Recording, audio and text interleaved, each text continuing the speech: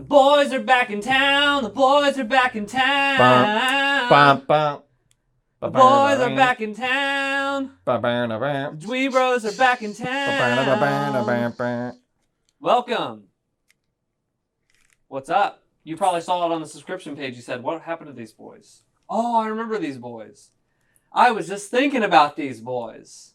I'm sure they were thinking about us. And then they saw us pop up. They saw the thumbnail and said, those are the boys. Them boys. Them boys. It doesn't matter what catastrophic events happen in life or virtual. We have to make a podcast. We've not missed a podcast. Now it's a streak. Do you guys have you ever seen you do like Snapchat streaks and stuff, right? I mean, way to call me out, but yeah, I do. But we have a podcast streak. It doesn't matter, it's one of you could die and we would we'll still do it, the podcast. Yeah. That's really grim to think about. I would put you guys in with AI to talk back. Yeah. And now there's no excuse to not have we would power you by AI. Okay, so hold on. We've talked about AI. Can we unpack? But it'll be a very sad day when two of us die and then somebody has to talk to two AIs. Let's unpack this real quick. Have you guys seen all the videos of people ripping other people's voices and singing songs to them? Yeah. It is happening at an alarming rate. They're really good. They're very good. We've talked about this on the podcast. Yeah, we talked about this last time. We're almost like an AI podcast at this point. No, I think we talked about the chatting stuff and how it's but it's happening. You talked about more. the Drake song. Well, listen. That was it. That was it, though. That was the moment. We talked about this too. It's evolved, though. Yeah. It's even better. There's so much. Yeah. It's so much, Logan. We were a talk about game streaming podcast, but now I miss those days. we diverted because now it's AI is taking over. Yeah. I mean, this podcast is made by AI. Yeah. Anyways, welcome. I am Zach. I have to reintroduce myself because I don't know, you might have missed me. I'm Zach. I'm joined by Travis. Thanks for joining us today. And Jacob. What's up? And Jacob, last time we did make fun of your schedule at the last podcast because I asked your availability and you said, well, I work all day and I get off at 5, but from 5 to 9:30 I do this and then I have to get up early. Well, so and you said,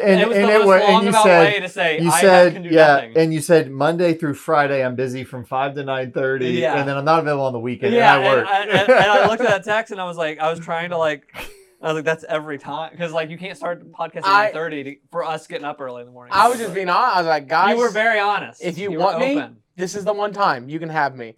It's just because that's just how it was. Yeah. Coming off of the summer, it was. But instead of saying it's not happening, what you probably would have said. If no. that was your schedule, you would have just told me hey, not but I get that. That's a sales thing. Don't ever say no. Just say what you can do. Working in product development. That must stuff, be a sales thing. And working in product development, we were talking about this the other day. If somebody asked for the most bananas, we got the most bananas insane request from somebody. I won't even say who. Somebody, at our company. And it was and they were influential, whatever, higher up. And we were like, that cannot happen. And this older engineer on the team was like, look, don't say no. Just actually sit down and explain how much that would cost. Say, I could give you that next year and it would cost this. And it's that's brilliant because that is a no without saying no. Yeah, I have done that. So I work with video and I had somebody was like, hey, I need this done, and they'll never watch this. Because they never answered me when I told them what to tell you. They ran a salon, and they were wanting a commercial, and this concept was we want it like an old Western, and we want to be riding horses, and we want to be doing this, and I was like, oh, okay. And I budgeted out what that would all the horse stuff. rental. But the way they were talking and how this was not a world renowned salon by no means. Not crapping on them. I'm just saying I was looking at that going, it's not. You don't got the jet. There's not enough hair. You ain't enough hair. You ain't doing enough hair. And I gave them the quote, or I sold that to them, and did not hear anything back. I followed up a couple times. Sometimes the best way to say no is say yes with a lot of extras. I just didn't want you guys to know. I just want you guys to know if I would do it after 9:30. If you guys wanted to, I would have been available. Honestly, I would have been fine for me. I did it from another state. And I was in you had a different time zone. I don't know. Summer's just been nuts, and between all that and the games and not even be able to play games or whatever it is between football and going around teaching for work. Holy crap, work! Yeah. You're shooting a movie. Yeah, I talked about it last time. Yeah, so it's like, yeah, guys, life's crazy, but we're still going to give you a podcast. We're still going to give you something to listen to. I think this period right now in my life is the craziest it's ever been. And I even was about to be like, hey, this is too virtual. And I was like, no, I need to do this. Hey, if you did virtual, I want to be back here. Shoot, bro. I wouldn't be wearing pants right now. You'd be playing Yu-Gi-Oh. Yeah, I would be playing Yu-Gi-Oh. He almost did virtual and said, Jacob will play Yu-Gi-Oh. Yeah, that's what it was. No, I wanted to get back in. You're like one of those CEOs that wants everybody back in the office. Because you don't trust us. Yeah, he doesn't trust what I'm going to do on social. I'll tell you, if we say, let's do virtual this month. No. That is hey, your 100%, I'm the first one that says, let's do it. I almost did it, but I was like, I want to see my friends again. I'm 50-50. I love doing it in person, but if somebody ever is like, let's do virtual, I was like, okay, we'll do it. Hey, I am those bosses that are saying, hey, work from home. You're like, I built this immaculate office for us. Get your butt in here. We're talking in person. That's what we're doing. No Yu-Gi-Oh here. That's right. We're all attentive here. Well, then let's start working through some stuff that's happened. Some stuff has happened. Are we doing news? We can do some news. We can get into some news stuff. So I want to jump into the funny news. Not funny for one person, but funny for everybody else. Gamescom has been happening. Mm-hmm. And I was on TikTok, and I wasn't really following Gamescom. Like, sometimes you can kind of feel out if an event is going to be big, if there's buzz or kind of like stuff around it. And Gamescom didn't feel like, and I guess that's what, it just was kind of not amazing, not saying like crap about people that work there, but it's like, worked on it, whatever. But no big, huge announcements, I should say. But there was one thing that happened. Geoff Keighley was, I guess, emceeing this event or whatever. And somebody jumped up on stage and again, like, got up on the mic at an event he was at. And a guy was going, where's GTA 6? Where's GTA 6? And like, he handled it well. Like, he was just like, that's so disappointing. Like, he was, of course, like, getting all like that. What a stupid thing to do. But at the same time, I was like, that is 2 times too many. So one time it's like fixed security, but like when somebody was like jumping up a second time you're doing a thing, it's like, that's not good. Like, well, the problem is it's setting a precedent. Yeah. It's now going to be a meme. Yes, now it's a clout thing. Yeah, now it's like that's going to keep happening. Like, now like, he's got that meme barricade now whenever he does announcements. Now I looked at that and I was like, oh, the Game Awards this year, we're going to see that. Like 1,000%, right? Yeah. Like, unless for his own event. Maybe that's because Gamescom wasn't his event. He just was emceeing. Because I think Game Awards are going to have like SWAT. Like, out front. No, if he's smart, he does this, and someone gets up there and says, where's GTA 6? And they push it all the way. He's like, you know what? That guy's right. Let's show you a trailer. Yeah, that's how they should do it. But it'd be the greatest. Yeah. Boom. It ended the meme. Yeah. But there's no trailer in GTA 6 coming. You should be a consultant for Geoff Keighley. Dude, I know, man. He needs to listen to you. I can help that guy get his production straight. I'm excited for Game Awards. Dude, I'm excited for Game Awards, and it's August because it's just the best thing of the year now for games. This has been a good year for games. And it's been a great year for games. Like, really good. Theoretically. I mean, I haven't played any of them. I really have been... I just know it's been good. It has been good. This has been the most out of touch I've been with gaming, though, in a long time because of the movie. To the point when I sent these guys a group chat thing, we'll talk about it, the PlayStation... What's the name of it? Blue? No. Well, that was the code name, but I thought it was Pulse. No, is it Pause? Pause? No. That's a bad name for a product. Okay. Pause. Let's find that Don't out. go. Hold on. I at least the PlayStation Go was like, okay, like, we're on. Like, it's something stupid. PlayStation Stop. PlayStation Is it going to stop? See, like, all these things you're saying, I'm sitting here thinking, like, PlayStation would so totally name their thing that equipment or some kind of stupid, goofy thing. Okay, PlayStation announced a streaming... Handheld. Yes. And you basically can stream the PlayStation 5 to their... I kept calling it PlayStation Switch. If it was Xbox, they call it the PlayStation Switch out the gate to our group. Okay. If this was Microsoft, it'd be the PlayStation Vita 1. It's literally called the PlayStation Portable. Oh, no, PlayStation Portal. Sorry. PlayStation Portal. Okay. Oh, my God. It's going to be impossible. Portal. Yeah, we didn't even know the name. Oh, no. Play. Yeah. So it's a PSP? It's PSP squared. So it's $199, and it's literally a DualShock controller. And what did we say? I said 200 was max. Like, that's the ceiling. Oh, they definitely maxed it.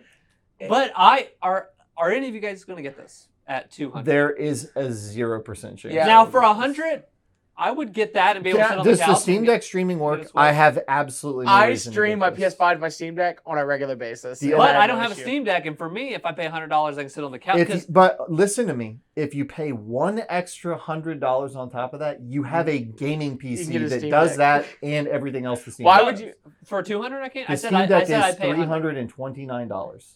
Why would There you is get that? no No, I reason said to I'd buy buy that. this at 100. Oh, okay, but When it's on the clearance rack, I'm going to buy it. So do you think this is a PlayStation I don't think they're ever going to sell that for 100 because the controllers are like 80 alone. And this is a No. controller Hey, they're selling this, and then they're going to it's going to completely flop, and they're going to discontinue it like PlayStation Vue or PlayStation TV, whatever bullcrap they try to put out. TV did drop big though. Oh. It dropped down to 100 because no one was and buying then it. they discontinue the service. You're a glutton for punishment. I almost bought the PlayStation PlayStation TV because I'm sure you did. It was cool to like be able to play those. Dude, PSP they dropped games, that price and then like discontinued it 8 months later. PSP games, PS1 games on your TV now. I was sold, and then immediately they started putting information like, "Oh, not every PSP and PS1 game works." I was like, don't care. And I never bought it. But those dropped like immediately to $100. I just look at this and I'm like. So I have this is what makes the Steam Deck so great. Literally just download a third-party software and I'm remoting it on my PS5 and it runs darn near the same that it probably would run on that stupid little Portal. Here's what I'll say about this. Okay. This is the perfect gift to receive.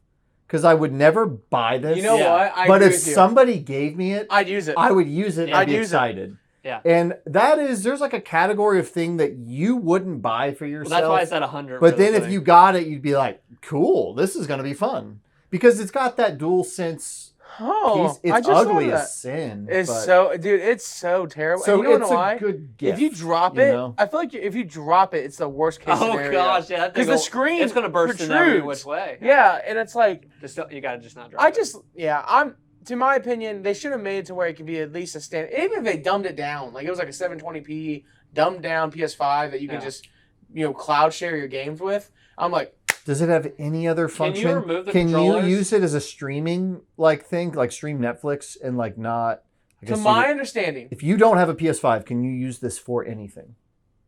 No. It's just for PS5. Or PlayStation. No, it's for PlayStation. Now. Oh, yeah, you can stream. Their streaming service, which is literally but. Oh, so you could get that and use PS Now and not have a device. Correct. Okay, that helps the value proposition. Yeah, because you have a PlayStation account, you just log in, you get. Okay. But can you dock that thing onto a TV? No.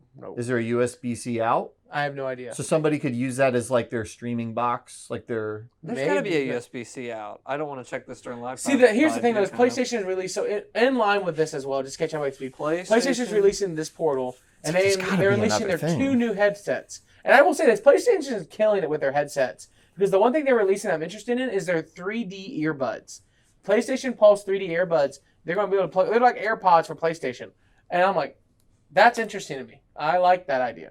Because I constantly find myself doing my PlayStation app on my phone and put my AirPods in instead of wearing headset on my ears when I'm playing games. So, I will say the reason I'm kind of interested is I have found myself playing more than ever outside just with my Switch. And that's how I played a lot of Tears of the Kingdom. I get that. It's portable. And it's like, I like to just not be in front of a giant TV all the time. With you not owning a deck, I understand that because I've thought about setting up my streaming for my PlayStation onto my deck. I just haven't gotten around to it for that same reason. I was playing Mass Effect and stuff. If you got it for 100, I get that. At 200, I really would make the case you should absolutely not buy this thing. You should buy a Steam Deck for 320. Yeah. Like I wonder. It's not even close. The value I wonder if they're going to try to. Oh, wait a second. No, PlayStation Plus's premium cloud streaming are not supported. Games that are streamed. There has to be something. Oh, that's else. not even worse. That's even worse. I thought it was. What's not included? Now it's not included. Like you can't use it now. PS5 games and another PlayStation Portal will connect remotely to your PS5 over Wi-Fi, so you'll be able to swiftly jump from playing on your PS5 to your PlayStation Portal. PlayStation Portal can play supported games that are installed on your PS5 console and use the DualSense controller. So they invented a Wii U controller. It also includes a Wii U controller. wire for audio. PSVR 2 games. What was a new Wii U controller games that if you are had to replace it? You couldn't get those solo, could you? No, you can't. Because it basically is a Wii U controller without the added benefit of being able to use it for additional... If they released this thing and then their first party games, they said, you can use this in game, like on a game on your TV, and you can have an optional additional HUD thing, like the Xenoblade Chronicles X. Yeah. If they said that our first party are going to adopt this whole other thing, and then you can play your games without that, but I don't think that's what's happening. If they were doing something like that, then it would feel more essential. It's this really, feels it's so. putting hardware out it to really hardware is out. a Wii U controller. Yeah. Without the appeal of the Wii U controller of the dual screen thing. I'll tell you this, I'm with you. At some point, this thing's going to dip in price in the next year. And when it does, I might entertain Could it. we, I'm trying to see here, could we use it paired with a PC for Nintendo DS emulation, where one screen is here and the other screen someone is will here? hack it. And figure They that did out. hack the PS5 webcam now. You can now use the PS5 webcam on your PC. About Nice. time. So and it's a good webcam. You guys, I don't know if you guys got the webcam or not, but it's a really Not good the webcam. PS5 nice. one. Yeah. So in my opinion, bad decision, but oh well. They're gonna put it out. People are gonna buy it. It just won't. I will buy it for $100. That's my claim. I mean, I've Because I deja vu love right sitting now. back, and if I can connect that thing to that. I just think about the $100 PlayStation, worth of the work. PlayStation 1 Classic, and you were like, I'm not buying that for that price, but for this price, I will. And you literally got it for that price. Yeah, I said I'm not paying they announced it $100. It was $100, and I said I will buy this for $25 because they immediately announced, oh yeah, all these games run at 24 frame. They're using the PAL versions, and I was like, $25. And the moment we went on 25, that was like the lowest it hit. What was the last PlayStation first party game that you bought, and did you like it? Ratchet and Clank. PlayStation first party. Rift Apart? Yeah. And that was 3 years ago. Define first I thought party. it was 2022. Like made That was by PlayStation. 2021. Oh, it was 2021. No, it was 2020 Okay. because it was a launch title. It was 2021. Is Was God it of launch War? year? 2020, because 2021, the reason I Hold remember on. this is because there was no good games in 2021. We had trouble picking one. In 2022 was Elden Ring was my favorite game. But Yeah. 2021 was Okay, better. so 2021, that's 2 years 2 years ago. ago, yeah. So it's been 2 years since they've released a first party game Wait, that you I liked. loved Last of Us, the remake, but that's an existing thing. But and what about you? I guess You God of count War. Ragnarok? Yeah, that's a first party Yeah, game. then Ragnarok would be the So that was recent one. last year. For me, I bought Horizon and I didn't like that, and that was 2 years ago. So I guess my point is, it's not really about this, controller thing. I like my PS5. It's a great piece of technology. It's worth the money. They have not been doing a lot that I'm into. Is my bigger point than anything. You have to remember, I'm playing everything on my PS5. So that includes third party as well now. That's just the way I'm gaming now. That makes sense. So I am like all in on just PS5 See, stuff. yeah, I get it. I do some third party PS5, some I got PC. my sports game because I run a franchise every year and we play a franchise. And then outside of that, it's first party games only. Yeah. And that it's literally I'm sitting on Spider-Man. That's probably the only thing I'm sitting on my PS5. I had to bank in Starfield for PS5 and I was like, nope, PC.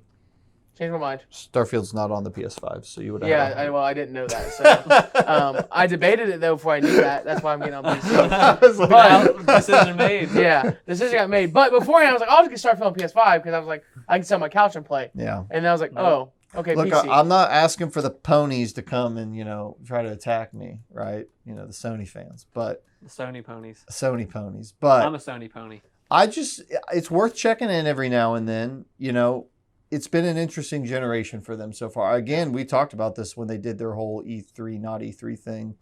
All their stuff outside of Spider-Man coming up looks like multiplayer stuff. So, Yeah. Oh yeah, they had that call 2 years ago saying they want to make a push for live service. yep, Yeah. they You sure know, are. And it's been that idea for a while now. Oh, can I bring something up? I watched a video about Foam Stars. Phone? Phone Foam Stars? Stars, that one. That little game it's the Splatoon, Oh ripoff. yeah. But some people were doing like some beta or testing people or said whatever. it's really fun. It's really fun because get this, the foam is different than the Splatoon paint or whatever. Ink or whatever. The foam crafts landscapes. It builds and you run on it. It's like Fortnite. So you reshape But with foam. you reshape the map with the foam. Yeah. It's not just like covering a surface. Yeah. I thought that was pretty interesting. Yeah. Foam Stars. So there's a new there was some buzz around new that, yeah. development in the Splatoon-like genre, I guess. And that's your Foam Stars update. That's pretty dope though. Yeah, but that game better be free with PlayStation Plus. I'll play it if it's free. Honestly, every live service game should be free. At this point, If they're free, I'll check them out. If those are $70, double middle fingers to Sony. You I'm can't do that not anymore, I don't think. Okay, so buying those. moving on. Make sure we're live. Are Starfield. we live? All right, Starfield. Starfield comes out in what, a week? Hype check, right? Yeah.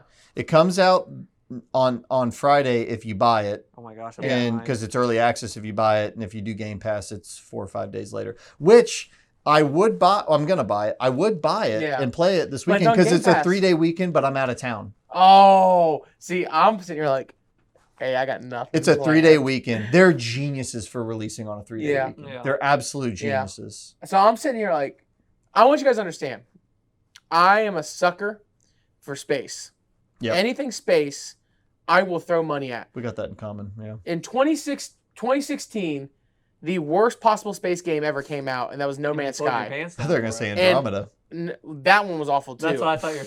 That one, I pulled my pants down. But No Man's Sky dropped.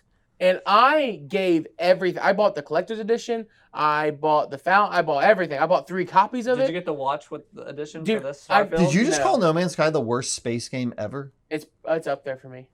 Now disagree. No, now it's fine. Now I disagree with you twice. Wait, it's why? not that much better now than it was at launch, and it's a decent game.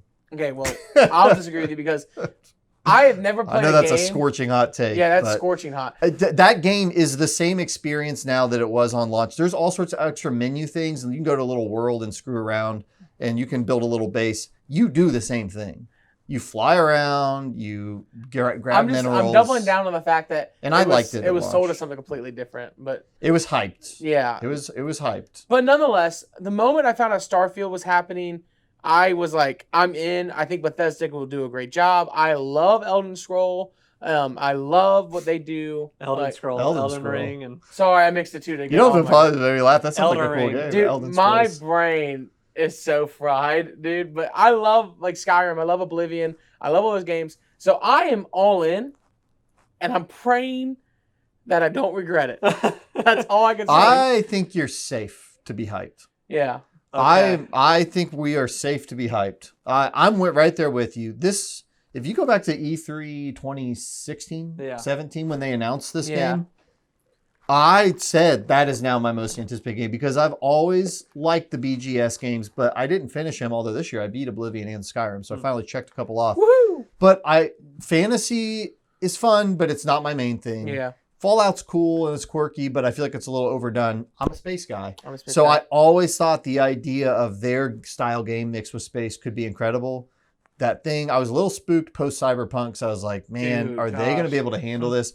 And then I started getting good vibes when they did that thing. Really presentation was great, and that sold me. They really are going the extra mile with all this. And then I heard through all that Microsoft nonsense where they were buying Activision, this game was done a year ago, and they decided to give it an extra year polish, which is the same thing they did for Tears of the Kingdom. Not they did, but Nintendo did. Yeah.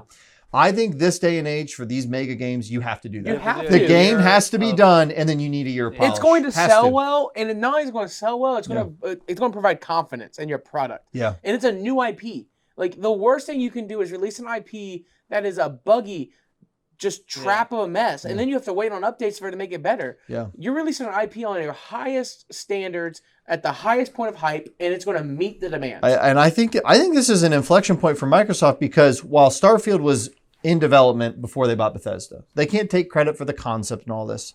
They can absolutely take credit for that this thing didn't go out limping. Yeah. Because Bethesda, I watched an interview or whatever, I was reading this thing, they were for sure going to release it last year before the Microsoft deal happened. If this game is polished and is like a huge hit, Microsoft has a lot of kudos to have because it would have not happened if had they not published it. And so I'm excited. I can't wait to play it. My hype is very high. Where are you at on this? I have not been able to think about video games. To the point where when I talk about games, I beat Tears of the Kingdom. We'll talk about it in a little bit. And I finally caught up with Final Fantasy 16. So I'm like a game behind on this, like my games I want to play this year. So I'll play one and the next one's released. So this is like a 2024 game for you? No, I'll play it in October. I'm like taking a sabbatical in October when I'm done with this movie. That'll be on the list. Yeah, so I'm with you. I probably will be playing it this weekend. I did warn my wife yesterday about it because I just want her to know, like, this is my no lifer. But I gave her Hogwarts Legacy on the Steam Deck. Oh, good timing. So it was a good trade-off for her. She can play that while I'm playing this. Yeah. But, yeah, I'm all... Dude, the spaceships, oh my god! I think it looks awesome, dude. I'm going to be sitting there like with a schematic, and I'm just like, if I do this and that, that's how involved I am going to be in this game. But here's what's cool. it's not just you build it for the look of it. Yeah. You get to walk around inside of it. I think that's I feel like so Commander cool. Shepard, dog. Yeah, it's Commander Shepard. You build your own Normandy, basically. Dude, I'm gonna name it Normandy 3. I can't the wait. presentation really hyped me up and stuff, so I'm looking forward to it. But I did see it on my calendar. I was like, Starfield's next week. Like I feel like I'm in a cryo chamber. Like with that PlayStation Portal news I put in the group chat, it was like I was This so is late. gonna be a I felt like back. I was late on that. This will be a back heavy year. I have been so busy. I haven't been making a movie, but I've been so busy with work. I'm building a music studio. We're trying to get pre-production done on an album. Yeah.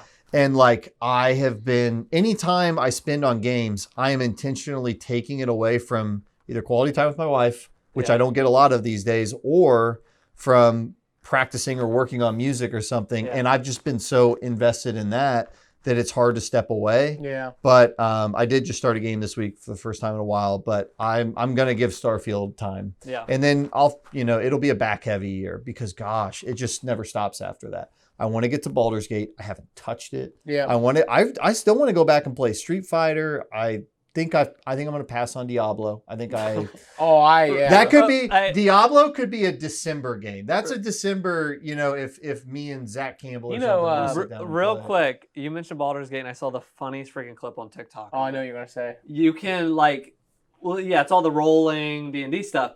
Well, it was like when you get 20 or you lose, I think if you roll a 1 or something, if this guy was just to hit it's a you or critical not. fail. And this guy was streaming, and he failed it, and it was like a nuke went off, and he went, "Oh my gosh!" Like he screams, and it like peaks because it peaks his audio. It's so loud.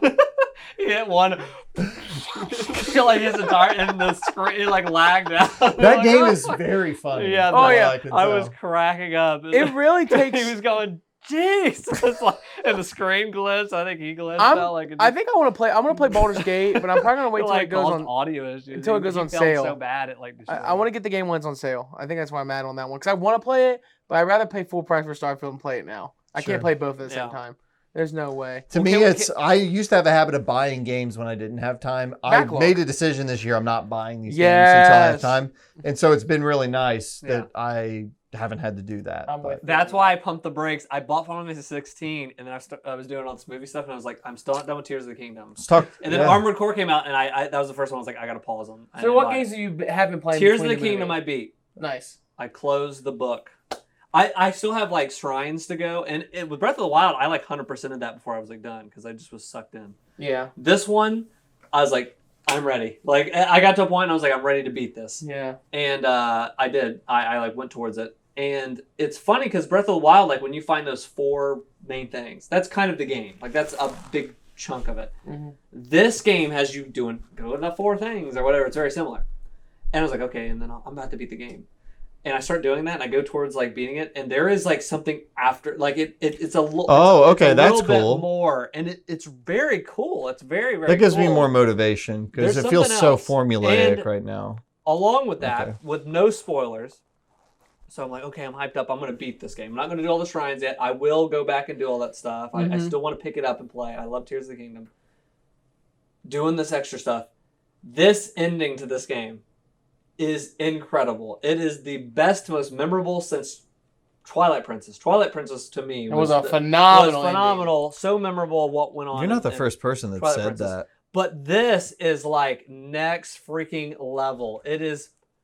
And I sat on a couple of days, and I think I texted back in the group chat like, "This is the best. Like, it beats Twilight Princess." That's like, why. This is the best game in the series. No, the best ending. Oh, okay. I won't fight people. I think it's too soon to like fight on where this Twilight is Princess in is the still scale. the best. You rank this over Breath of the Wild? I do. I do. Man, even though Breath of the Wild had that fresh air about it. Yes, because I would compare Breath of the Wild to an amazing just cooked meal. But this is that amazing cooked meal with spices, and it's cooked just right. It has extra spice. It's just a little bit like it's just. It has a little bit more flavor. In it. You have a 4-star meal, and then there was the 5-star. Yeah, like, and I'm not even diminishing Breath of the Wild. Breath of the Wild's a classic. It's 10 out of 10. But this is like a 10 out of 10 with salt. Here's a little salt. And it didn't bother you like all the shared UI and music. You got over it. I got over it because they.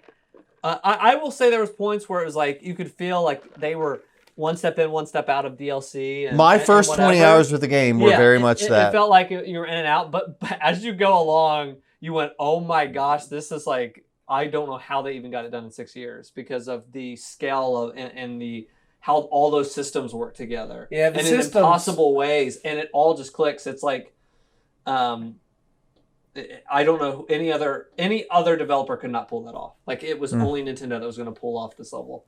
But as it goes along, I'm like, it reminds me a ton of Half-Life 2 because Half-Life 2 let you like physics based. It's like, well, how do I get this over? And sometimes you could kind of cheese your own way in physics with Half-Life. Like it kind of showed you what to do, or Portal or whatever. Like how can I actually make this pop over or whatever.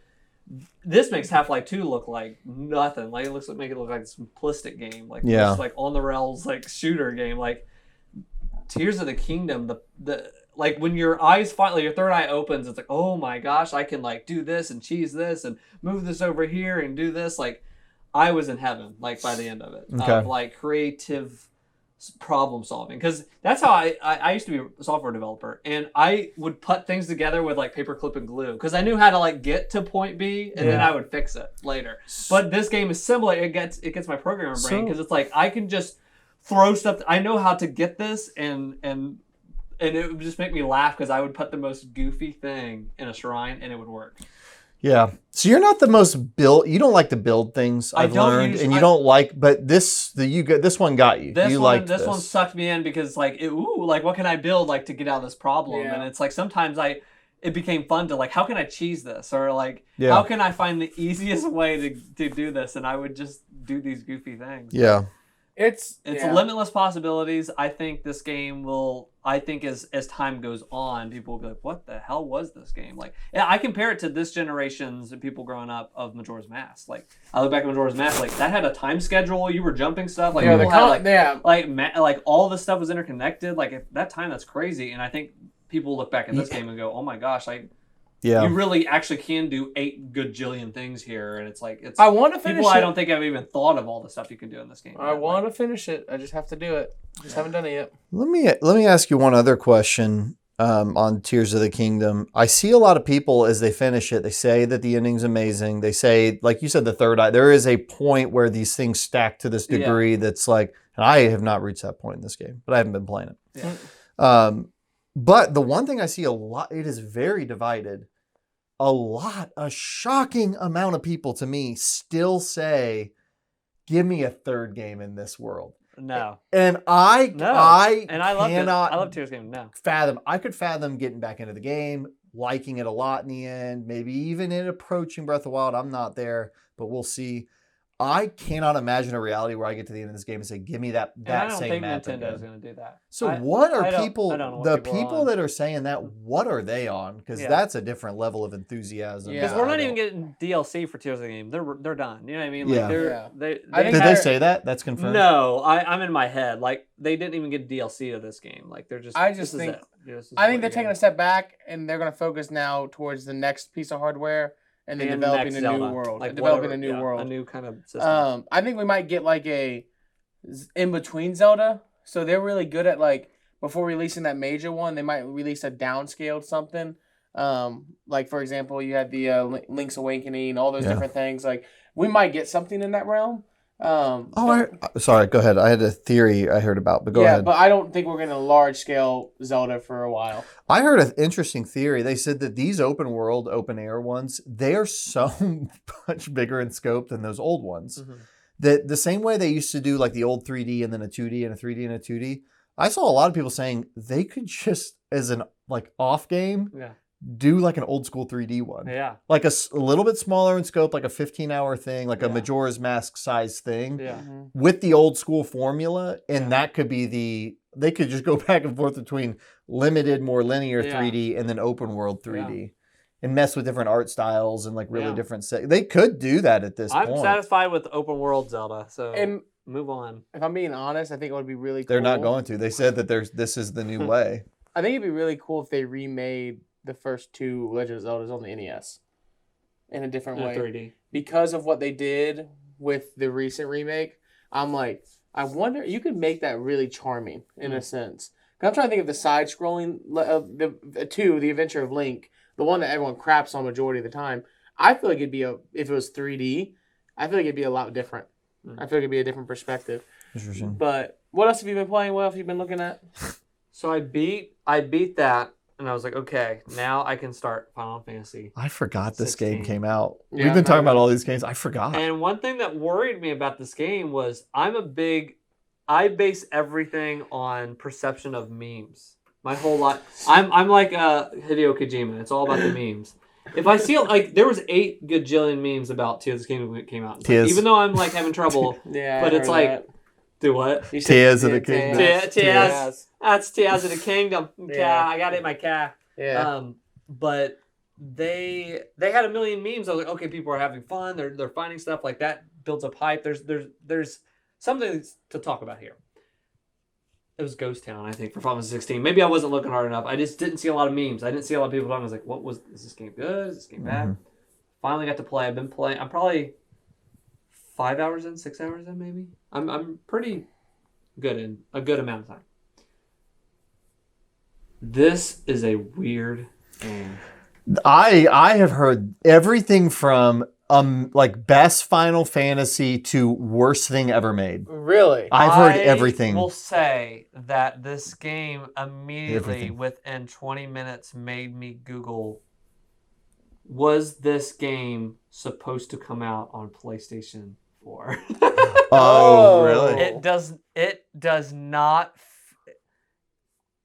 The last game that made me feel what this game does is Sonic Adventure. In Sonic Adventure, you would play the most goofiest, not to this level. I know what you're talking about. But you would play Sonic Adventure, go, this part sucks, and then immediately it would jump into like the most fun thing you've ever played. Yeah. You're like, what is happening? And then just go down like, I hate Sonic Adventure, and then it's like, oh my gosh, this is the most best 3D game. I get what you're saying. And it's like I in get and out that. very quick. I absolutely get like that. An extremely quick part, a glimpse of like, oh my gosh. And that's what this game is they have a segment, and this is at the very beginning of the game, where you are like, you play as a summon. You play as like a I've summon heard thing. about this. And it's really freaking fun. And the graphics are unbelievable. And it's like, it's PS5 level. It's like, oh my gosh.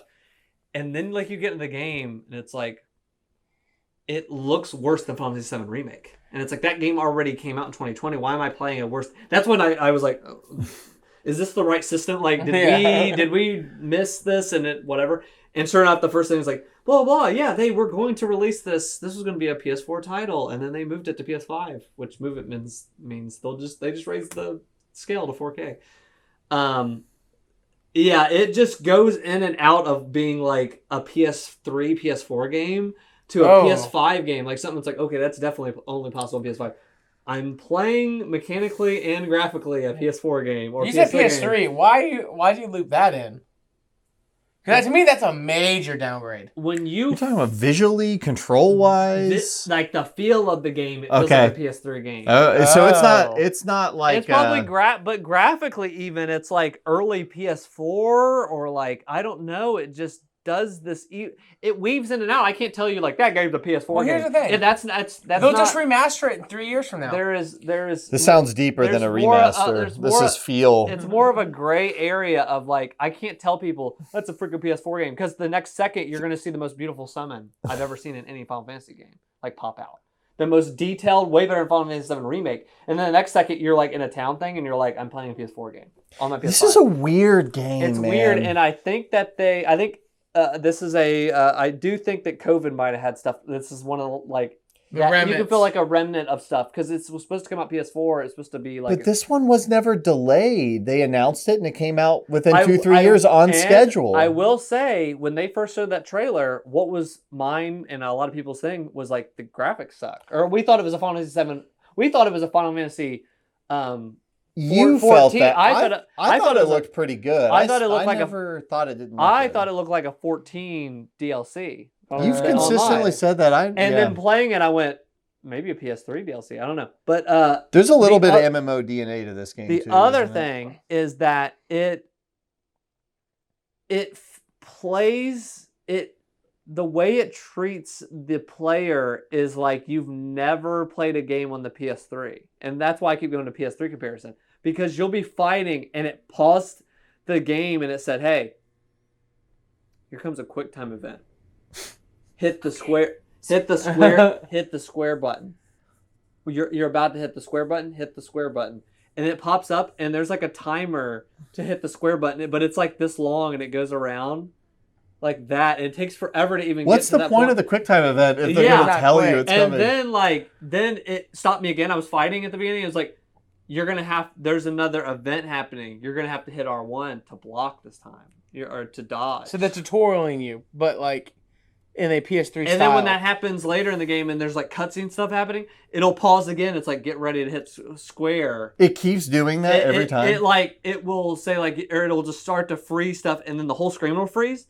The whole action stops, and like it shows the square, and like the timer goes around, and I'm like, have you not hit it just to see what happens? No, but I think of like Spider-Man 3 when they did different time events, and they were help. help, Help, and the thing lands on him. No, but then the combat has fun mode. It is an action game. It's very like, you're dodging, you hit a button to like, you can like kind of teleport to the people and start fighting them, and there's like a balance to like dodging, parrying, and stuff. It's not a bad gameplay wise. I'm having fun, but at other times I'm like, it feels like, it's funny. I was even laughing when I got more and more into it, because I said I cannot wait to play Final Fantasy 16, because it's like, it's more of a sub open world. Like, you're just in these areas and you choose on the map and you go to that area. But I was playing this and I was like, kind of miss Tears of the Kingdom. Like, it's like, be careful what you ask for. Like, I got too much of like, I'm going to this thing and I walk up here and I go on this map and I go here. It is different to see like characters that are like this. It is like the first like mature Final I heard Fantasy. it's like Game of Thrones level stuff like, going on. That, and like there is like, I'm gonna effing kill you. F you. And it's like that kind of stuff, and it's like, it's very weird in a Final Fantasy game to see that. But I'm just at a point where like some real interesting stuff's kind of happening with the story. But I'm going to say something where Travis is probably going to thrash around in this area. Where I'm at with this game, and the reason I'm even bringing this up, I saw it on Reset Era, and I went, oh, okay, I'll throw my hat in the ring on a vote on this. People were asking, what was better, Final Fantasy 15 or 16? And I feel like it's almost a Last Jedi type of thing. Oh, I think it is a Last Jedi. I said that. It's a Last... it's split. It's a Last Jedi. No, I think I have now compared, now that 16 is out and we have 15, I think Last Jedi I compare to 15, because 15 had a lot more highs to me of like, you're with a road trip with your friends, and that was like, is in like in my brain and why I love 15, but everything else sucks around. You know what I mean? There's so much swirling crap around 15. But the highs were like, oh my gosh, no other game does this. 16, I don't know if you could never play this game and be okay where I'm at. Now, next, maybe I might eat crow like I did with freaking Tears of the Kingdom. Yeah. But this game is just a basic, I would even compare it to, and don't kill me, Final Fantasy 9. Final Fantasy 9, I think, is a really good game, but I don't really recommend it to anybody. It's just a game. It's just a good game. You know what I mean? Like, and 16 is not terrible. You can play. And does it have the Final Fantasy DNA, you feel? It does, but there's no party. Yeah, there's no party. I'm with a person now, but like, I think also this might be an issue of the time period, because like when I was playing 15, you're like in a car, and Sydney and all these people look very that distinct. Stuff was cool. The problem was the game just fell off a cliff. There's distinct stuff, and in 16, like, a lot of people look the same, and even 15 had the boy band. Like, there's a lot of boy band. No, they all have their own thing. Yeah, and I think the last one that had really distinct was 13. Like 13 had like the guy with the chocobo in his hair and his afro. You had, like, 15 had good character design. The thing that killed 15 for me is that they were all in a boy band. The game fell off a cliff, because I was loving the first 8 to 10 hours. The game fell off a cliff, and I realized as the story fell off a cliff and the scenario fell off a cliff that I hate that combat. I hate that game's combat. It is Well, I would one say of the 16's worst combat systems I've ever Yeah, seen in a 16's game. combat is better than 15's. 15's flashy at first. You're like, this is cool. And then you realize as you play that there is nothing there. Yeah. There's nothing there. Right now I like 15 more than 16 because 15 made me like feel something, and this is like I don't know what I feel about it. I'm playing it, but like if I never played it again, I don't know if I would feel anything. Like, I don't know if I'd be like, I could get back to that. Like, I'm not really, there's no desire. As Tears of the Kingdom, it's like I wanted to keep playing. They're slowly build up an extreme desire. Maybe that will change for me in 16, but the combat is a really fun action game, and there's fun stuff. And I just unlocked a new thing that's really changing some stuff too. But it's not. It's a PS4 game. You're not making me feel bad about missing it. I will play it at some point, but that may be a sale game for me at this point. I would not recommend. I would not recommend a full price at this game that I paid for it. But well, noted. I'm skipping it, but okay. Have you been playing the Armored Core? Yeah. I have not played it. I've been playing Armored Core. Okay. I got it. You don't seem excited. 2 days ago. Hold on. What you just your space? I saw a comparison in the group chat. We're having a reset here. We've been talking about. Yeah, we have to cleanse the palate. So Armored Core 6, Fires of Rubicon. Fires of Rubicon is the latest From Software joint. This is from the Sekiro team. Okay. And the big debate, conversation about this game coming in has been: is this going to be a Souls-like? Yeah. That's, and people were getting very heated because one YouTuber came out after a preview and said it is a Souls-like. Yeah. And then I've never seen a complete metric ton of people come out and say, this person is wrong and a snake and don't listen. And I was like, what is going on? Hatred. Come to find out, Armored Core fans, there's this sleeper cell of them. They are very passionate. And they resent the Souls games. Okay. Because they took them from their series. It's like if you took Nintendo from Zelda for 20 years or 15 years, and then they came back and made another Zelda, except Armored Core isn't Zelda. But so I was like, okay, well, the cool thing is Armored Core seems like it's a whole thing that people are excited about. I win either way. Either I'll get to try this new style game, or it'll be another Souls-like. But I really, up until now, didn't know. I've played it. I played about 5 hours. This is a chapter-based, mission select game. This is super not open world. I would even say it's not open zone. Yeah. This is you start a mission and you go do the mission and the mission ends. And that sounds really fun. And for that reason and several others, I'm going to weigh in. This is not at all. Ladies and gentlemen, it's not a Souls game. Justin, breaking news. It's not a Souls game. The only way I would say it's Souls adjacent isn't even anything to do with Souls. It is Sekiro adjacent. It has the what's the guard break system from Sekiro? Stagger. It has the stagger mechanic. Well, 16 has stagger. Everything has stagger. Where you're taking stagger damage and the enemies or the boss is taking stagger damage. And when it reminds me of Final Fantasy VII, where once they take this critical mass, they they take their pants off and you can just basically just destroy them. That's a fun system. So that is what this has. And then you're also, so if your stagger starts building, you want to kind of hide or, get on the ground or something. In that way only. There is no soul mechanic where you're killing people and building up a thing. No. You finish the mission and you get paid credits. And you get paid base pay and you get paid extra for certain bonuses. Okay. And you have expenses. So there's an expense sheet at the end of every mission. Yeah. It's like your own business. Like you're a mercenary. You take missions. And the game I would compare this to, it's a 3-way comparison. It is the mech stuff of your Gundam or your Evangelion or whatever. It's that mixed with Ace Combat for any Ace Combat game, modern Ace Combat game, where you've got missions and they brief you and then you go do the missions and you get money and you buy parts. And then the game this ultimately reminds me the most of is Metal Gear Solid Peace Walker.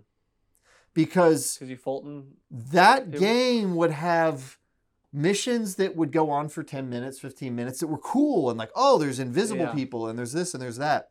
And then it would have missions where you load in and it is a 1-minute mission. And like you go around a corner and you do a thing and then it ends. Yeah. This game has that. Oh, like okay. there are missions. There is a mission. There is no filler to these missions. There is no guard this thing for 10 minutes. Like I would say on average, these missions are 5 to 8 minutes long. Wow. They are fast. You get in and there's a story thing. There's a moment. There is no cut and paste. Now, even I look at the briefing and it's like, you're going to go in and gather some intel. I'm like, this is going to be stupid. I'm going to go in. No, you're gathering intel. And then this like girl comes out in her own mech and she's like, you killed my brother. I'm going to get you. And then like you're killing her and she's screaming and all this stuff. Like there are just these little story moments in the game constantly. Mm-hmm. It is nothing like a Souls game though. Yeah. Nothing at all. And the bosses it reminds me of the Peace Walker bosses. The bosses are gigantic mechs and structures like the Peace Walker bosses. Yeah. And the other thing it reminded me of is Dune. There is a part early in this game in Dune, they have like those big things that pull up the spice. You basically just like dismantle one of those. And it's huge and the scope is massive. So I'm really loving this game. It is great.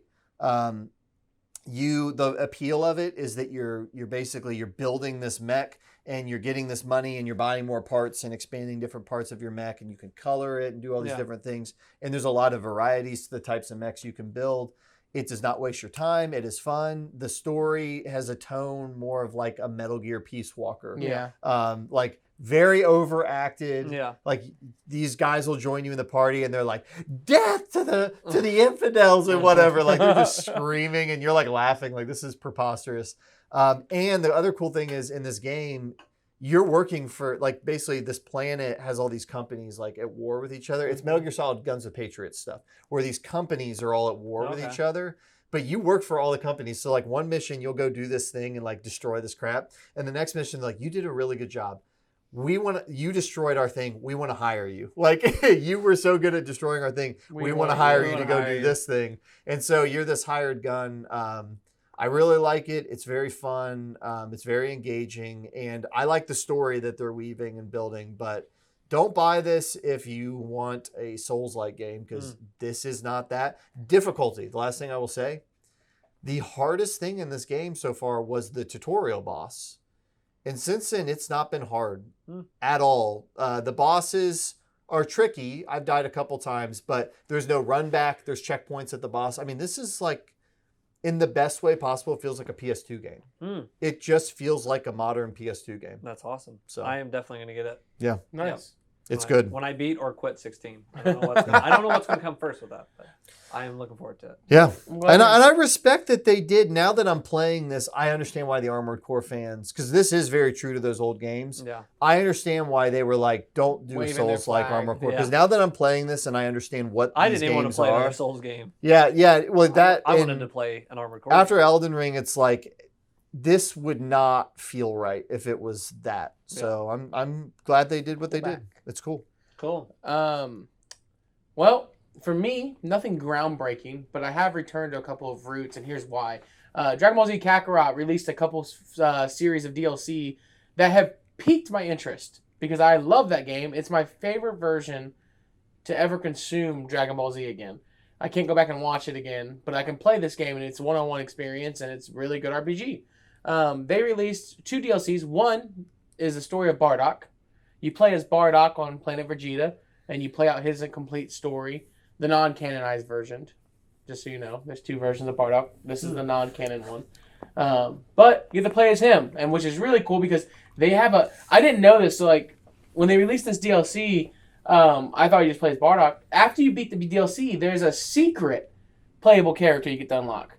And I was like, this is cool. I thought it was really, really cool. I know you guys are going to play it, are you? No. I'm gonna play Kakarot. I have it. But you can talk about it because I won't remember. You get to play as Kid Prince Vegeta. That means it. I don't know who that is. Is that for the new movie or something? No, it's just it's Vegeta, but as a kid. Oh, that's cool. That's really cool. You get to play as him while the events that were happening on Vegeta happened when Frieza blew up the planet. So you get to play on his story. Frieza blew up the planet. Nice. Oh, you didn't know that? Well, I don't care. I didn't know he did that. That's How cool. far have you made it in Dragon Ball Z again? I have. So here's my question for you. I've watched 40 episodes of Dragon Ball, and I haven't finished it. And I've never, in my life, watched Dragon Ball Z except at daycare a couple times. So I bought Kakarot because my thought was, I'll just play this game. Yeah, it's one-on-one experience. I can do that, and it's worth it. Yeah. I'm just going to do that. Yeah, do that. And I don't care about spoilers. To me, it's just the fun of going through the story. It does everything you want to do in terms of the show. Yeah. You'll miss nothing. Cool. The one thing you will miss is the second DLC that came out. That this is why I bought it. It was the 20th World's Martial Arts Tournament. You get to play as teenage Goku in the tournament that happens during Dragon Ball. Oh, dude, the first tournament? Yes. The first tournament arc? Not the first one. Because I watched the first tournament. It's the third tournament that's nice. in Dragon Ball. So there's 3 tournaments you get to watch. The first one has literal Kid Goku versus Jackie Chun. Yes. Which is the greatest thing ever. I was dozing off watching some of those. Yeah, it's pretty I gave up at the Red Ribbon Army. Yeah, that one's a doozy. You need to get to Piccolo. Maybe I'll just kind of speed. Go to Demon King, watch the Demon King Piccolo arc, and then watch the other tournament, and then watch the final tournament, and then you're done. Just skip the rest. Okay. Because after you watch the final tournament, the series is over. But this is the final tournament of the Dragon Ball arc before Dragon Ball Z kicks off, and they do a great job completely reworking the mechanics of the game, because the whole point of the game is you fly around and you do stuff, and Goku can't fly during this. Yeah. During Dragon Ball, Goku can't fly. So you can't fly in this. You get on the Nimbus Cloud? You can get on Nimbus still, but during the fights, you can't fly. And some of your opponents can. Oh, and so it's funny because how did Goku, how did this work? And so you have to figure out how to, it's because it's a combat RPG. You figure out how to do that still. Oh, that's cool. There's ring out elements to it, and that's really cool because it's in the tournament.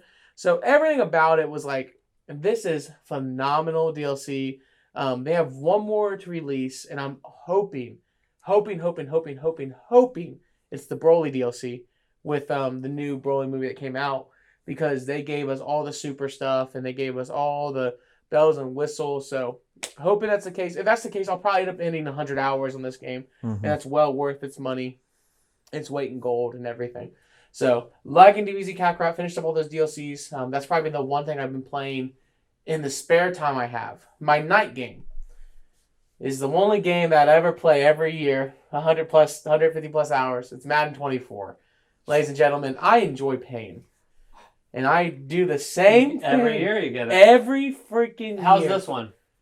It's the same freaking game, dude. It's just... I've talked to 2 people about this, and they both said that it is the same game. Dude, gosh, I hate talking. You gotta get the updated rosters. Because it's the same effing thing. And it makes me want to cuss, because it's just so stupid. Because I buy it. And I do it to myself. I am several years, since 2005, I've not bought one. I bought a couple on the 360. I'm wrong, but I bought the Madden 25 because I broke that controller. Yeah, I haven't bought one since Madden 25. Man, you broke my controller that game. I did. But F them, man. F them guys. Dude, it's the only, I'm trying to describe it without saying mean things. When the last Madden came out, they do things in gameplay that you're like, bro, this is so half-baked. Because it's you want to believe that it really matters, but it doesn't. So they added skill-based passing. So now there's a meter whenever you go to throw the ball, and you can time it up to increase your odds of completing the pass. You can do ball placement now. Nice. But that's been in all the Maddens. It's just visual. They need to start remaking. So now it's just visual. You can just see it. Well, this one, they cleaned it up. So it's actually believable. The back shoulder fade. Is it better? You can actually throw it. Oh, that's nice, because that's been an unusable play. Because there's that meter, and you can time it out to where you can you can throw a high ball, back shoulder, and you have to look at the corner, because I want to know how serious this is. And I was like, oh, okay, so it is a skill base. It's a situational thing, because if the corner's playing on the outside, well, you can't throw a back shoulder. They pause everything and you have to press square. No, it's live. Up. But it's all about corner placement. In football, you can't throw a back shoulder when you have a guy on your back shoulder. You're just asking for the ball to get picked. But that's when you zip it into the inside. But if the guy's playing on the inside, the back shoulder is the perfect pass, because it's the only place where the wide receiver can get it and the corner can't. So it's those are elements you can do. But it's weird, because I look at them all you're doing, in my opinion, is you're just changing the sliders in the game. Do you know what I mean when I say the word sliders? Yeah. So they have quarterback accuracy, wide receiver route running, all that crap. And every Madden, all they do is let's just make it to where you can run the ball better, and the defense sucks now. That'll just be this Madden. Because last Madden defense was really good. They just buffed different parts of the game. Yeah, and I'm like, Why can we not get a simulation game? The only thing that would make me respect them is if they just stopped with the annual release. I thought you just stopped. And made Madden I would love it if online. Make it a live service. Make it a live service game, and then it is already because they make unbelievable amounts Battle of money with Royale, the Madden. Insane. It's to me, it's you got to run the court. Really you got to run the ball to the do. center of the field. Charging $70 annually for that is insane. And the problem, and the biggest issue I have. So you remember you didn't. Did you play the Maddens that had the superstar mode where you can hire an agent and you do the weightlifting and they added all that back into superstar mode. They added it back though. That's the issue. But here's my problem. Like I had a Madden that we did because I got it for free, that we did a tournament thing on or whatever. The franchise. Yeah, you played with us. And that draft screen, it is glitching out. Like when you're going to do the draft, like it physically cannot facilitate text on a screen. Wow. It's crashing. You know what's crazy? It's the same screen that's been since that Madden. They haven't changed it. And this is why I hate live service games. I'll say this a million times in the world. Because there's no desire to make it better. Because people are just going to give you money anyway. But it's not it is. It's live service because of Ultimate Team. And they sponsor. That's what gets all the money. EA sponsors these people who stream their games to open packs. Because they want other people to get excited when they get big pools. To go out and I hate that. I love football video games. I love them. They're one of my favorite genres. I love them. And I hate that I truly have nothing to play. If you go through my Sony profile, every single it'd be like thing. If one company owned the exclusive rights to shooters. Yeah, it'd be like if one company was allowed to make an online shooter and you had to play that online shooter. It's like, I think it's awful. Okay. Yeah, it's pretty crazy. Well, let's change the subject then, because I have one other question for you. Going back to the Kakarot thing. Oh, okay. So anime games in general are weird because they riff on the stories or whatever. Because I ran into this I have a game called JoJo's Bizarre Adventure Eyes of Heaven. Oh, okay. And I bought it because it is the most crazy looking game where you run around and you use the stands in first and third person. And it's an RPG with a story. And I was like, I'm buying this game because it's all in Japanese. And I bought it on the PlayStation Store. And I was really having fun with it. But I hit a point where people started showing up from the parts that haven't been animated yet. And I learned that it literally, as those people show up, it spoils the ending of every part. Mm-hmm. So if you have not read the manga parts 7 and 8, and now 9 is out, but that's not in it, it starts by spoiling the story in this. And I was like, I'm having a lot of fun with this game. I'm 10 hours in. It's a 15-hour game. I cannot continue this game. I will spoil the endings. And I was like, this is insane. Yeah. So have you ever had to stop playing a game because it was going to spoil something for you from another medium, or played a game to get a story? Like I'll play Kakarot. Have you ever done that before? The latter. I've played a game to get the story, and I'll give you my example. Naruto. That's right. They had to play Naruto. Naruto. Oh yeah, that's released all these Ninja Storm games, and they're phenomenal. Some of the best games I've ever played. The issue is Naruto, they sucked at animating the show. They were always behind. That's why there's so much ungodly amount of filler in Shippuden. So I was like, wait, you're telling me Naruto Ultimate Ninja 4 is the end of the story? Bye. I'm done. I don't want to watch it anymore. It's a great strategy because if you've watched 8,000 episodes, you're going to buy the game. And I'll tell you now, the ending of genius. Can I just tell you this? The ending of that game is better animated than the animation of the TV show. Like playing through that and because I went back and watched it obviously, and I was like, yo, this was way more emotional playing this versus watching this. I don't know why, because I think I was controlling it, and the ending was just phenomenal. So I have done that in Naruto. Me and Brent both did that. Kenny refused. Kenny didn't want to do it, but we both did it because I was just so done of watching the filler of Naruto. Yeah. So I have before.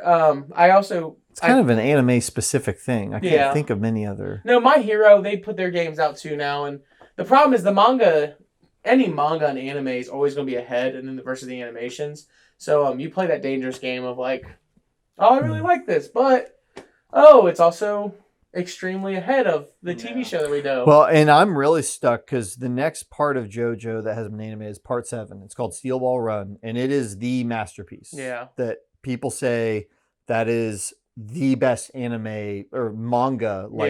Like almost, it's gonna be amazing. It's right up there with Berserk. People say it's an absolute masterpiece.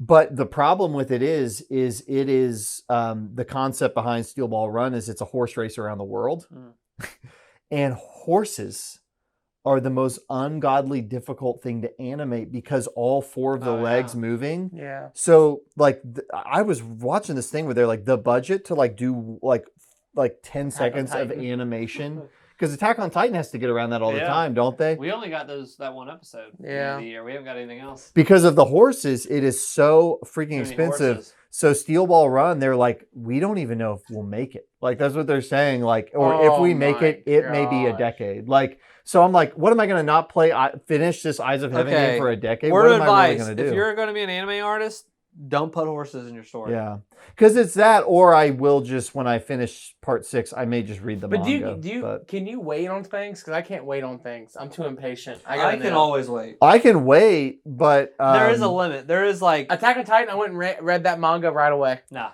I can wait. I think that the only thing that could get me is people are they praise that Steel Ball Run so much, kind of like Berserk, where you were like, I love this so much already from the anime stuff I watch. I might just go read this. Like this might be the manga worth reading. So I get what you're saying. I understand. Or create a catastrophic event in your anime where the horses are all killed. That would it would honestly decrease your budget. Yeah. This is smart. Win-win. Everyone wins. A couple of win-win scenarios, just because we've been watching media and absorbing things. Because if we're not playing games, we're at least watching something on the TikTok. I've been watching Hard Knocks because I'm a Hard Knocks boy. Nice. Yeah, man, that show's just always good. I always like getting the inner workings of a team. I think the Jets are going to be good this year. I really feel good about that team. Maybe I should watch this because I don't think they're going to be good. Really? Yeah. Can I give you my hot tea for the NFL? Last year, I got in an argument with some people. The guy told me, I was like, the Jets are fundamentally a great football team. They have 2 major flaws. The offensive line is mediocre, and the quarterback position play was terrible. Guess what they did last year? They did actually mediocre. They did okay. About as good as a team that has a top 10 defense can do. Now that they have a quarterback and a mediocre offensive line, but a quarterback that's used to playing with a mediocre offensive line, good wideout talents, I'm like, there's no way this team doesn't win 9 to 11 games. That's the same logic that was used last year for the Broncos. No, because I never said the Broncos were great. I even doubled down saying that I don't think Russell Wilson was a great quarterback. I think that the Jets, I need to watch Hard Knocks. They have a lot of talent on defense. A lot of defensive talent. But their wide receiver room and stuff and like Dalvin Cook and stuff, they are such a wannabe dream team the way they're assembled. It's a bunch of independent contractors. They are not a team. Okay. I am not convinced that they are going to gel as a team. Can I take a step back then? So they may win 9 games. They may win 10 games. I don't think they'll go deep in the playoffs because they're not constructed as a team. They're a bunch of independent contractors because they're trying to just make Aaron Rodgers happy. What about the Buccaneers? So that the difference is Tom Brady is the ultimate glue guy, and he can make something work the way Aaron Rodgers can. So you're saying Aaron Rodgers can't replicate what Tom Brady did? I don't think, but that's what they're trying to do, and I don't think that they are trying to do that. They don't bring Dalvin Cook in. But I should watch Hard Knocks. You should. You don't bring Dalvin Cook in when you have a guy like Grace they're Hall. Trying to be the Buccaneers. Yeah, you have Garrett Wilson. You have good receivers. Alan Lazard, do they have chemistry with? Here's my problem. They have, and then they go out and sign all these like older receivers. There's a thing in football with player development called burying the young. Yeah. Where you go out and you're like, well, we got this young guy's developing, but let's go get this 32-year-old guy. Yeah, then we got Randall Cobb. We got this other guy, and then we're going to go get this guy. Randall Cobb. And so, hey, who's taking reps in practice away from the young guys? Randall Cobb. Yeah. How is that good for your team long term? It's not good. It's not good. And I don't think he really helps you that much this year because he's the corpse of Randall Cobb. He is. He's old. Not the same guy. Yeah, he's old. Yeah. I've got a football comment. Yeah. I think we'd even talked about this on the podcast, but do you remember that high school football team that was not an actual high school football Bishop team? Sycamore. They released a documentary. Yeah, I need to watch that. Is it out yet? Dude, it's out and it's dirty, dog. Hey, you want because the thing that made me want to see it is the guy that was ahead of it speaks on it. He talks on it. He has no shame. He's like, yeah, we did this. And what is this on? He said on Netflix. He said how old is a person supposed to be in high school? How old? He is Coney. Who's 2.0. Like I gotta the watch biggest this. con situation. I'm really looking forward to this. I saw that on TikTok. and I You was should like, watch it what- because you know there's a scene. I'm gonna tell you guys right now. There's a scene where they show him clips of what all the players said about him live, and so they record his reaction, and his reaction is golden. Oh, I gotta watch this. So I'm not gonna tell you what happens, but you should watch I it gotta watch because this. his reaction. I will definitely watch You're this. gonna be like, oh, this dude's a terrible person. Yeah, I'm looking forward to that. I'm gonna watch that. So, next podcast, I will have watched that and it has the funniest name because it's that Saint Bishop or whatever. Yeah, Bishop Sycamore. So the name of the doc is BSI. And I was like, that is like remind me of Making a Murderer. It's like, oh, that's like actually they like strike the on that key. one. Yeah. This is the time of the year where I'm all football in. I'm all in. So I was just trying to say, like, I think the Jets are going to be the better team in that division, but that's just because I'm following up previous years. You know what? I will say this: as much as I'm critiquing the Jets, you know who I think is going to implode this year? The Bills. The Bills. Oh yeah. The Bills are going to implode. They're not set up. I don't think. I think they have pieces that are great, but the problem is I think their identity is not forever like playable. Does that make sense? They've gotten worse as each year goes sustainable. Bills. They've gotten worse. I was watching this thing, and it actually is, and I don't mean to hate on Josh Allen. You know who I think Josh Allen's going to be more like than anybody wants to admit right now? Favre? No. Who? Carson Palmer. Oh. Because there is a third-year drop-off where once a guy has an elite season, if he can have 3 elite seasons in a row, he keeps it. But most guys that have an elite season or 2, their third season out from their first elite season, it was crazy. These guys numbered, Dove. Their third season, the cracks start to show. Josh Allen's cracks started to show last year, and then nothing is lining up for him this year. Yeah. Same thing happened for Carson. Killer 2005, good 2004, killer 2005, very good 2006. Cracks started to show, fell apart. And I'm not saying Josh Allen's going to fall apart. Same thing happened to Cam Newton. Yeah. These guys that are world talents, but their systems don't come along. Standing. They do not last. You can't replicate it forever. Your crack show. No, that's the issue in this league. I love Zach when it comes to football. That's a good way of summing it up. When you go through and you look at quarterbacks in the league, the best quarterbacks who win are quarterbacks who can throw. And I'm not saying Josh Allen can't throw the ball, but Josh Allen improvises a lot of his plays, and you cannot rep that. He's not a machine. And the problem is that if you start to learn your tendencies, you can plan defensively against that. And once you start to take away his improvisation and make him throw the ball, he threw a lot of turnovers last year in the back half of the season. And there's a reason why that team didn't really do it. You can blame it on injuries. You can do different things like that. It starts at the quarterback position. I think Josh Allen is a top 10 quarterback. The issue is Josh Allen has to learn to sit in the pocket and deliver the football. That's what the quarterback does. Pat Mahomes, he can improvise, but he sits in the pocket 90% of the time and delivers the football. Yeah. Joe Burrow, he will sit in the pocket and deliver the football. Those two people are the two people that's like the standard of delivering the football consistently. Yep. And so you can't say, and then you go back and say, when's the last time a scrambling quarterback won the Super Bowl? I mean, it doesn't happen. Russell Wilson. Doesn't happen. And I don't even know if, to be honest with you, Pete Carroll's the one who did it. That's probably what I would say. Yeah. So, Simpson. I'm just like... It's a drop back pass league. It is 100%. It's why Lamar, all these guys, they're awesome. They're fun. It's flashy. Fantasy loves them, but they don't win championships. Brett Favre won a championship. He's also possibly going to jail, but that's for another conversation. Allegedly. You don't know. You know, he sent a picture of his... Allegedly. Allegedly. He said, yeah, if he sued people on podcasts for accusing him. Allegedly. Well, he actually Allegedly. did. He sued Pat McAfee. Yeah, he sued did. Shannon Sharp. Hey, Pat McAfee... They were talking about... They were just covering what he was accused of. No, I love this them. guy. I don't think there's anything wrong with him. He's a piece of shit. Allegedly. Allegedly. Allegedly. Pat McAfee was reading the letter he got, the cease and desist. Yeah. And he was like, hey, I'm going to read this live on our podcast. Yeah, he read it live.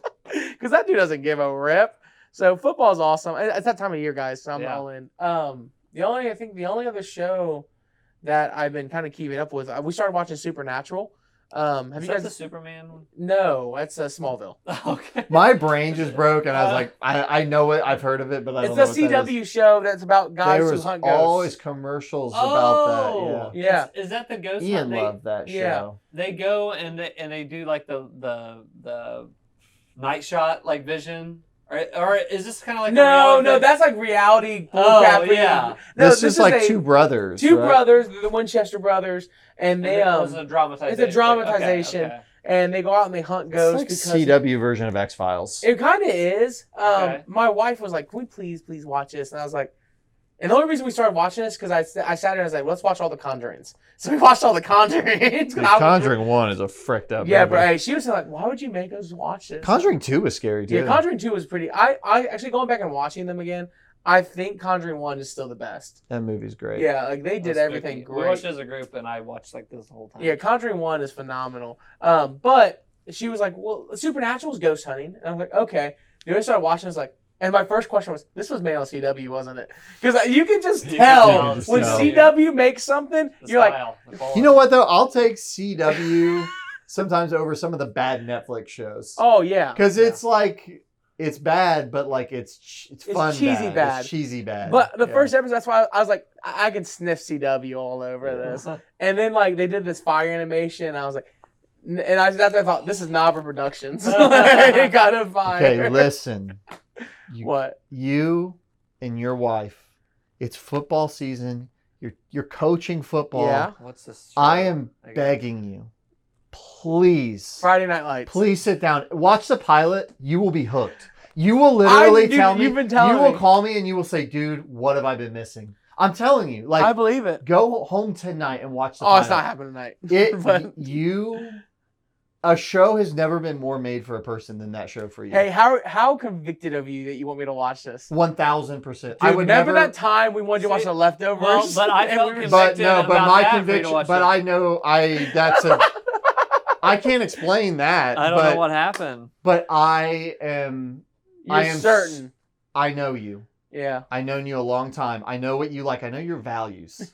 I know what you care about, and you love a team coming together. Yeah, that's right, dude. You love like kids developing and coming out of rough homes. That's right. You know, people. You know, run through that wall. Let's go. Yeah, and taking their trauma and what they've grown up with and funneling it towards football. Dude. Absolutely. And imagine a season where it starts in the first preseason game and all the hype's building. It's this time of year. All the hype's building. All the radio shows are talking about the team. And there's a key injury and somebody has to step up. And then the season finale is the last game in the whatever playoffs. I love that. And there's it's a tournament arc. Bro. I know. It's an anime tournament arc. Can I drop a bomb on this?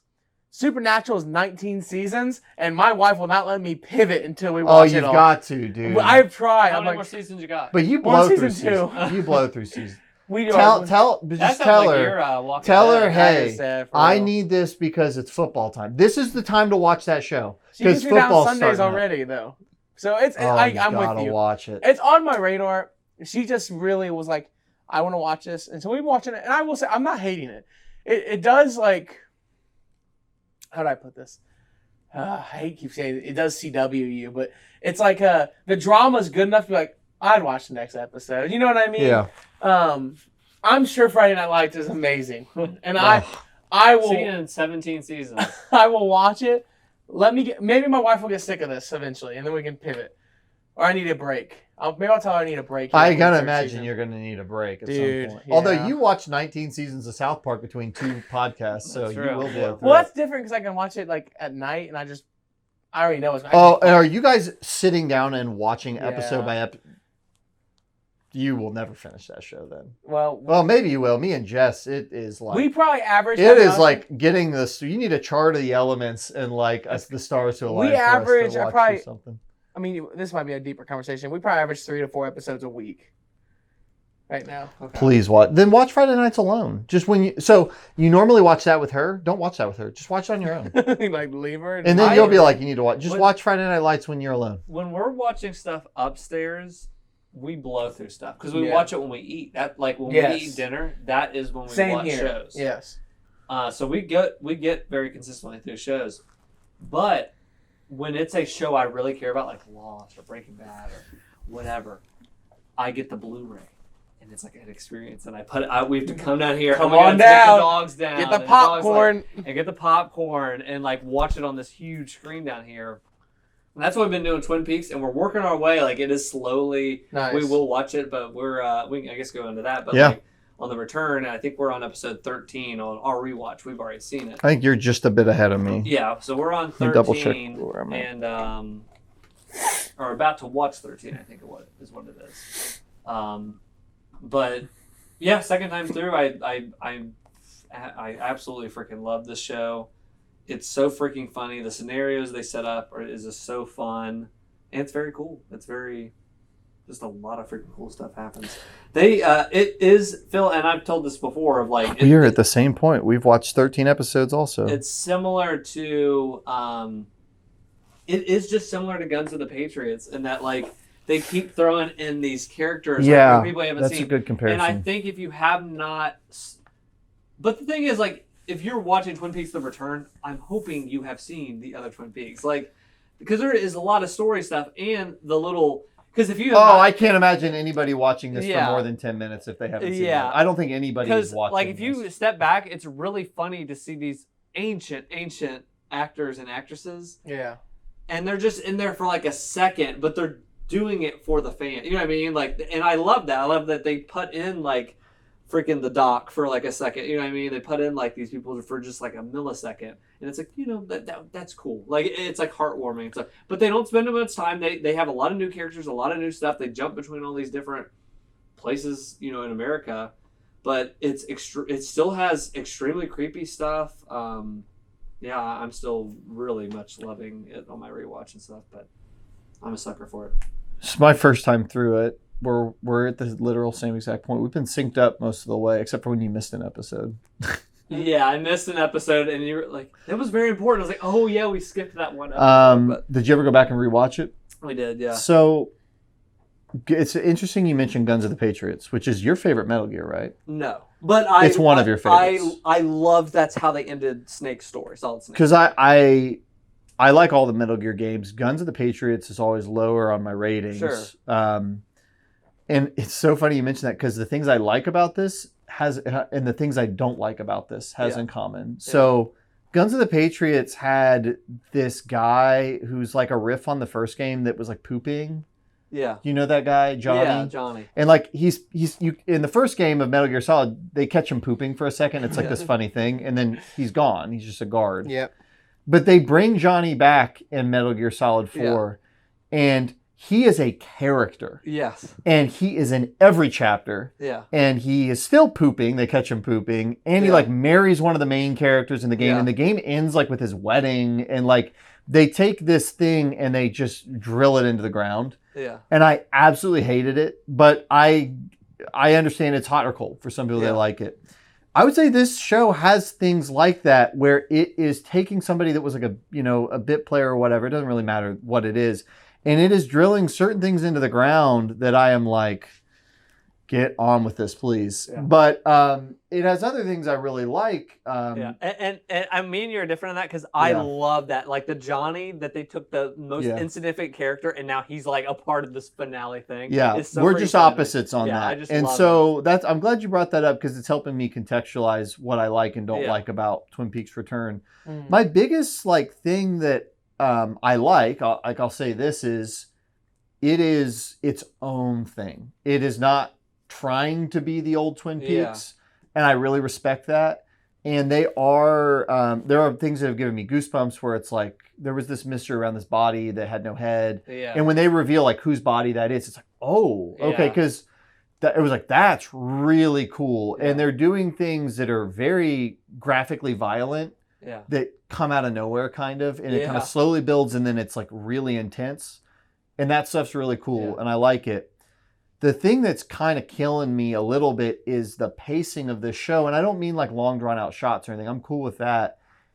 It is very odd. Like they'll set up a thing and then you don't hear about it for 9 episodes. Yeah. And it's like, okay, who's this again?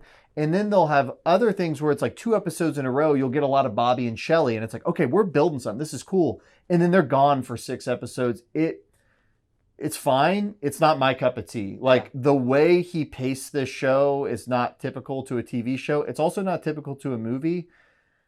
It's kind of like a novel where like you'll have a chapter and somebody's around and then they won't be around for 8 chapters. Yeah. And that isn't sitting the best with me. Yeah, I will say, they packed it full like you said, they'll come back 4 episodes later and cover something. Yes. They cover about that. And I can see that. At least now that I know they are coming back, I'm cool with it. There were things that they set up in episode 1 that didn't come back for 10 episodes where I was like, is that just not coming back? And in shows, they give you these little check-ins so that you know to stay engaged with a plot line.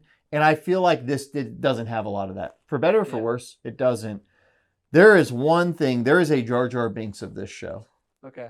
And it is not just me. Because I was biting my tongue. Okay. And Jess said, what in the world is this? The girl that is an FBI agent that is with David Lynch all the time, the young girl, is the worst actress of all time. Every time she is in a scene, bold statement, by the way. She's doing this and her delivery is awful and she can't stop moving and she's trying to be like, I guess, sexual or mysterious all the time. She overacts everything. And I was not going to say anything. And Jess said, this girl is ruining the show for me. And she is for me too. And I looked it up. She's never acted in anything. She's a musician that works with David Lynch. Oh, okay. And she is horrible. And like, there's a scene. I don't think anything of her. As a director, I'm shocked you do not feel this way. There is a scene where she's interviewing this guy who's having a mental breakdown, and he's giving a really good performance, and it's like an A/B camera thing. And every time it's focused on him and it's her back, she's doing like this weird, like leaning in and leaning out. I've never noticed that. And it is awful. It is the worst acting. And I'm like, I can't even like look. She is getting in front of him in the shots. Like, it is so bad. It is so like CD movie. Like, it reminds me of the bad actresses that they get in Neil Breen movies. Well, you have to remember. Bad. You have to remember. So bad. Twin Peaks, the original, also. No. Has that? Don't quote that. No. There's nobody. Leo. No. Leo is not a good actor at all. It's not about good or bad. He's not overacting and doing this weird thing. It's what she's doing. She isn't quirky. She's just fucking terrible at acting. Oh, we gotta bleep that one. And she's trying to be like dramatic. Yeah. And it's cringy. It's so bad. And like James is a bad actor. Yeah. But James is like, he's like self-serious and whatever, but you just laugh at it and you move on. There's nothing to laugh at here. It's bad. It's so bad. And it's fine, but like every scene that's with her is just like, oh my God, can we like please move past this? So I believe him. I only believe him. But fortunately, most of the scenes she's in have David Lynch, who's very entertaining, and Albert, who's one of my favorite characters. I think that's why I have never noticed. So like I move on, but like she is like wrecking scenes for me, and I don't like. I freaking love the scene. It's my type of comedy, and you probably just saw it because we just watched it the other night when he has a girl in the room. Lynch does. Oh, that was hilarious. That was so freaking funny. Jacob, that was good. I love stuff that you are wasting so much time. That was good. He has a girl in the room. Yeah. He's like, hey, can we speak privately? He talks to Lynch, or Lynch's character. So we need to talk privately. He says, okay, meet me down at the bar or whatever. And she goes, or what does she do? She's like, she starts working on her makeup, touching it up. It takes them and Lynch 8 minutes to get this girl out of the room. Lynch smiles. Do you remember? It cuts back to the guy. He's waiting. It's a non-production skit. It's like why? You know, like when you're in high school or something, or middle school or in college, or even like you. I had girlfriends before where it was hard to like hang up the phone or whatever. Oh, you want to go, but you can't go. It is that of they cannot get this girl to get out of the room, and it is hilarious. Yes. But funny. This reminds me of my other thing, because that one worked. Yeah. Here's my other thing with this show. Twin Peaks had 60%, 70%, 80% of the original run of Twin Peaks, especially that first season. It's telling the plot, it's economical, it's getting through it, but then there's these really off-the-wall scenes and characters here and there. I would say he has added too much of that to the soup for me in this. Of every single scene, he's trying to have somebody do something really quirky and really over the top almost. Where it's like, it gets a little old, like that candy girl that hit that guy with the remote. Yeah. It's like, goes on and on and on and on. And then the next scene was like that scene of trying to get that girl out. And then the next scene was something else. It's just like, dude, like, I like one of those an episode. Yeah. I do not need that every single... It's like he's taken the things that I really like about Twin Peaks, and It's like somebody does something cool on the guitar, it's funny. and everybody's like, "That was really cool," and then they just do that over and over again. It's Because murder. also, I feel the same way as funny Okay. Dougie is that the whole thing. Well, we'll get to Dougie. The other, I know we're going late here, but so I have a thought about Dougie. Another example of this is the concerts at the Roadhouse. I like them. That's one of some of my favorite stuff in the original show was they had a couple key concerts. I liked at first that they were ending every episode with this because it was like it's at least a different band, but then they start because in the original Twin Peaks there's a couple concert scenes. Every episode in this was ending with a concert scene, and at first I was liking it, but then I was like, well, it's every episode's a little formulaic, and then they started bringing back some of the same bands, and I'm like, it's like a half measure. It's like I don't know. But I feel like they switched it up enough. They didn't do it. It's okay, but again, it loses the special. For me, it loses the specialness when it becomes part of the formula. And I think when every episode I ends agree. away, That's why and every episode has 3 super quirky. That's why I think that it does. I think it actually does good on that though, because I think for 3 episodes straight, it did a concert at the end. I was like, I love this. And the 4th episode, they switch you up. They do. They have. They switch you up, and I think one of them ends at the diner, and you get to just watch the diner as the credits go. So I like they've been ending it on different stuff. Yeah. So when the concert they do like the last one we just watched, there was a returning band, the Chromatics. Yeah. Which I love the Chromatics. But like, I'm glad to be back. Like they do rotate it enough for me. But I say all this to say I'm not saying that they're doing it wrong. Yeah. I'm not saying David Lynch is doing something wrong. Sure. I can only say when I'm watching it if I have a reaction. And I've just had some reactions to some of this stuff where to me I really like this season. It's a really unique piece of media, but it just kind of feels a little bit like it's the greatest hits, but then like we're going to play the greatest hits multiple times. It would be like if you went and saw Metallica and they played Enter Sandman 5 times. It would be like, do some other stuff. Like it feels like Lynch is doing the Lynchisms a lot in this. That's my feel. I will say the Dougie Jones thing. Yeah. I like Dougie Jones. Yeah. I like that plot line. I like that. But I have officially reached the point, and I feel like I can say this because I've been patient. Yeah. It is episode 13. Yeah.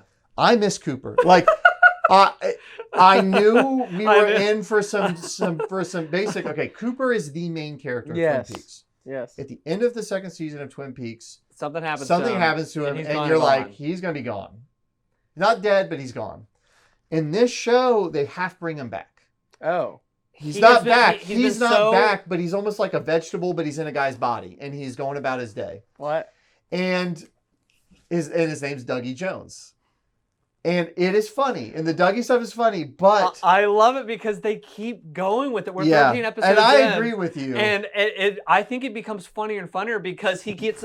Lynch plays that so well. This guy is like solving crimes. He's solving crimes. But he can't speak. He can't speak. You know what it reminds me of? He's winning jackpots, and he's just walking around doing stuff. And it reminds me of the same gag that Octodad. Remember that game, Octodad? Yes, Octodad. It's similar because this guy cannot... He should be taken to the hospital. People should not be treating him the way he is. And they're like, come on, Dougie. They think he's normal. They shuffle him around. But he almost is in a stroke-like state. And it kind of is a statement on like, if you just show up, you'll make your way through life. People will just figure it. Like, if you ever wonder what would happen if I showed up to work and I didn't say anything and I just stood here like this. And that's kind of what he's doing. Like, eventually, they just kind of will get in there. They shuffle through. There was like the funniest gag was with the guys were like, we're gonna kill him.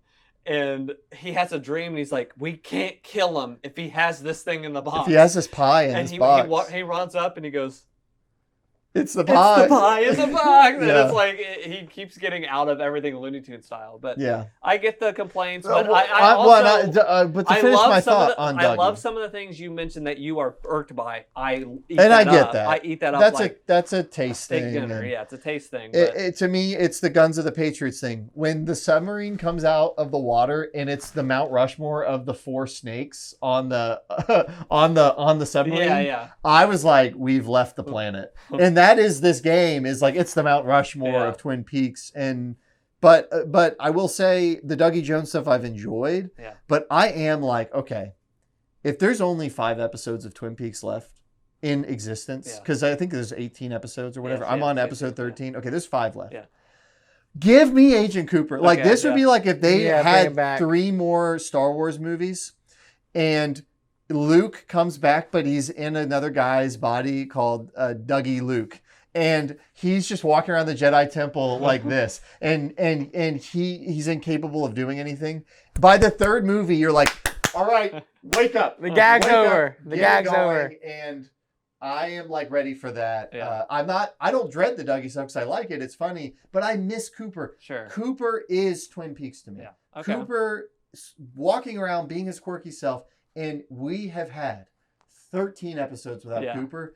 I have been patient. I've enjoyed the Dougie Jones arc. But end it. It has to end because if we get to the end and I get 1 episode of Cooper or no episodes of Cooper, I'm going to be disappointed. Stay tuned. There's no way around it. Stay tuned. No Papa John would say. But yeah, Twin Peaks, The Return. We'll hopefully finish it. Much better than season 2, though, I will say. Well, the first part of season 2 is great. I really just want to talk about one more thing. Arnold, I watched the Arnold doc. It was really good. There you go. He's buff. He's buff. Oppenheimer. Oh, that movie.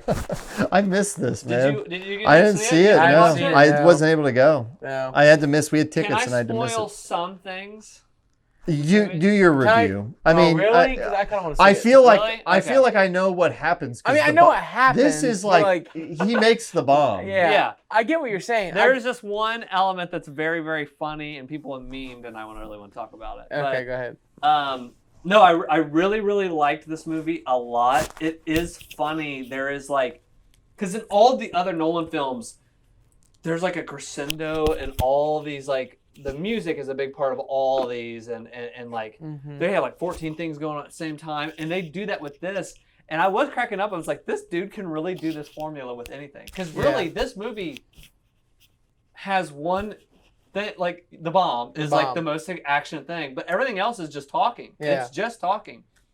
But they wound up and was able to make that Nolan effect of like, this 3-hour movie feels like it's not the same level of like Dark Knight where it's like, wow, that was a 3-hour movie that felt like it went by in an hour. Yeah. But they do try to do that, and they infuse that as much as they can into the most like talking of things of like, oh, it's this guy, and we need to get this guy recruited, and we need to get this guy on the thing, and then it's like crescendo and the loudest music to like, yeah, well, are we gonna go there? Da, da, da, da, da, da, da, da. But like it works. It does work, but it's at times when you're like watching this happen, it's very funny because it's like it's literally a guy going like, I'll go to the university and it's like the loudest strings possible, like the going, and it's like a wake me up kind of, and it's so funny. And but I love the. Somebody erased all the formulas off the board. Yeah, like it literally was like they try to make the most boring things, whatever. But I really freaking love this movie. It is like, and the one thing, like I won't spoil, because the bomb comes or whatever. But the bomb moment came and they did it right. Like they did like the effect or all the stuff like was really good. And I think some people there's been like a new dialogue too of like, what about the victims of this thing or like people that had to suffer this thing, and it's like they're just it's just like an action superhero almost movie over Oppenheimer, and I'm like, they did not glorify this. They didn't they pay attention absolutely, if somebody said that. Rubbed poo-poo on what this was or whatever. So do they get into like the Nazi presence in those projects? Because that's the one thing. Okay. Yeah. Okay, cool. Because they should absolutely do that. Big time. Okay, because, cool. And that's what they mention is like, you have to go to a mindset of what people were thinking at that time. Plus like the shit that happened that was not good. You know what I mean? Like the fallout. Yeah. But the part of it was that they kept bringing up was like, and what the army came in, because they basically made this base and they kept these scientists there, and that's what they built this thing. Yeah. And that's what they get into, and the army and all these people, and then like even on Oppenheimer and these other people, like the narrative and what was stressed at the time reminded me when I was growing up of the weapons of mass destruction and all that narrative. And when that's like sunk into your brain as an American at that time or whatever, it's like, oh yeah.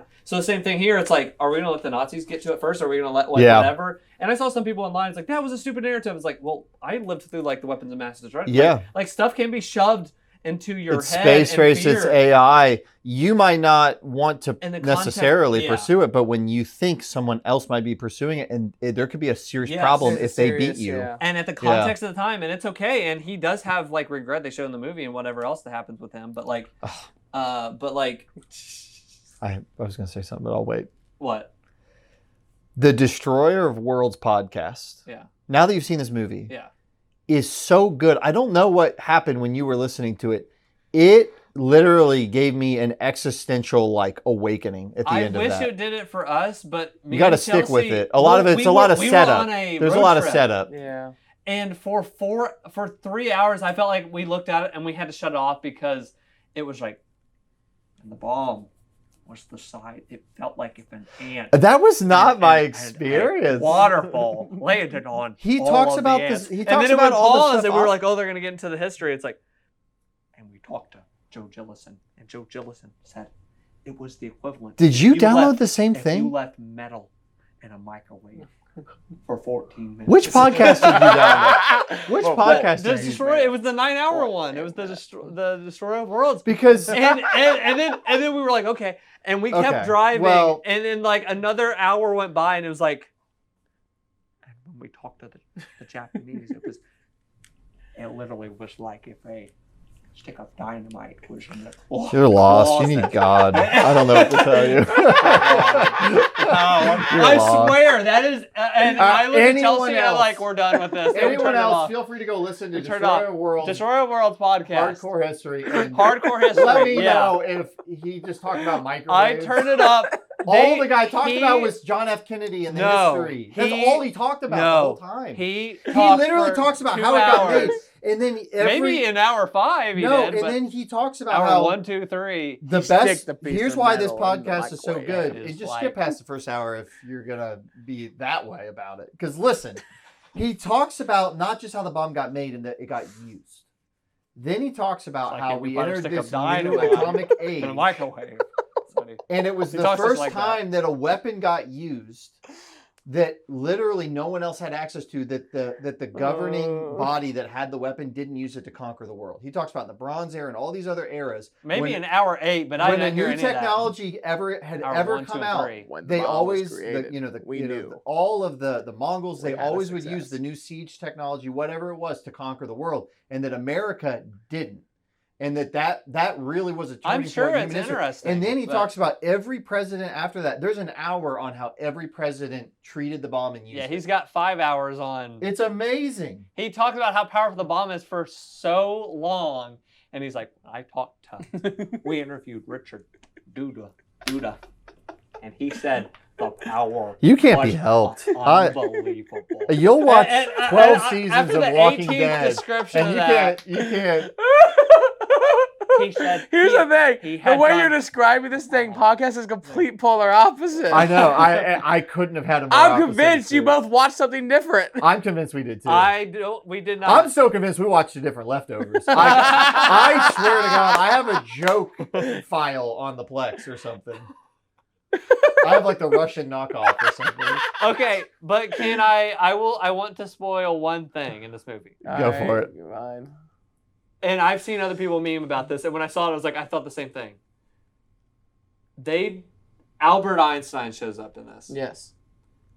And people have said when he shows up, they play it like an after-credit scene in the Avengers. Because like he pops in at the very beginning of the movie. He's very, very soon in the movie is when he pops up, but like.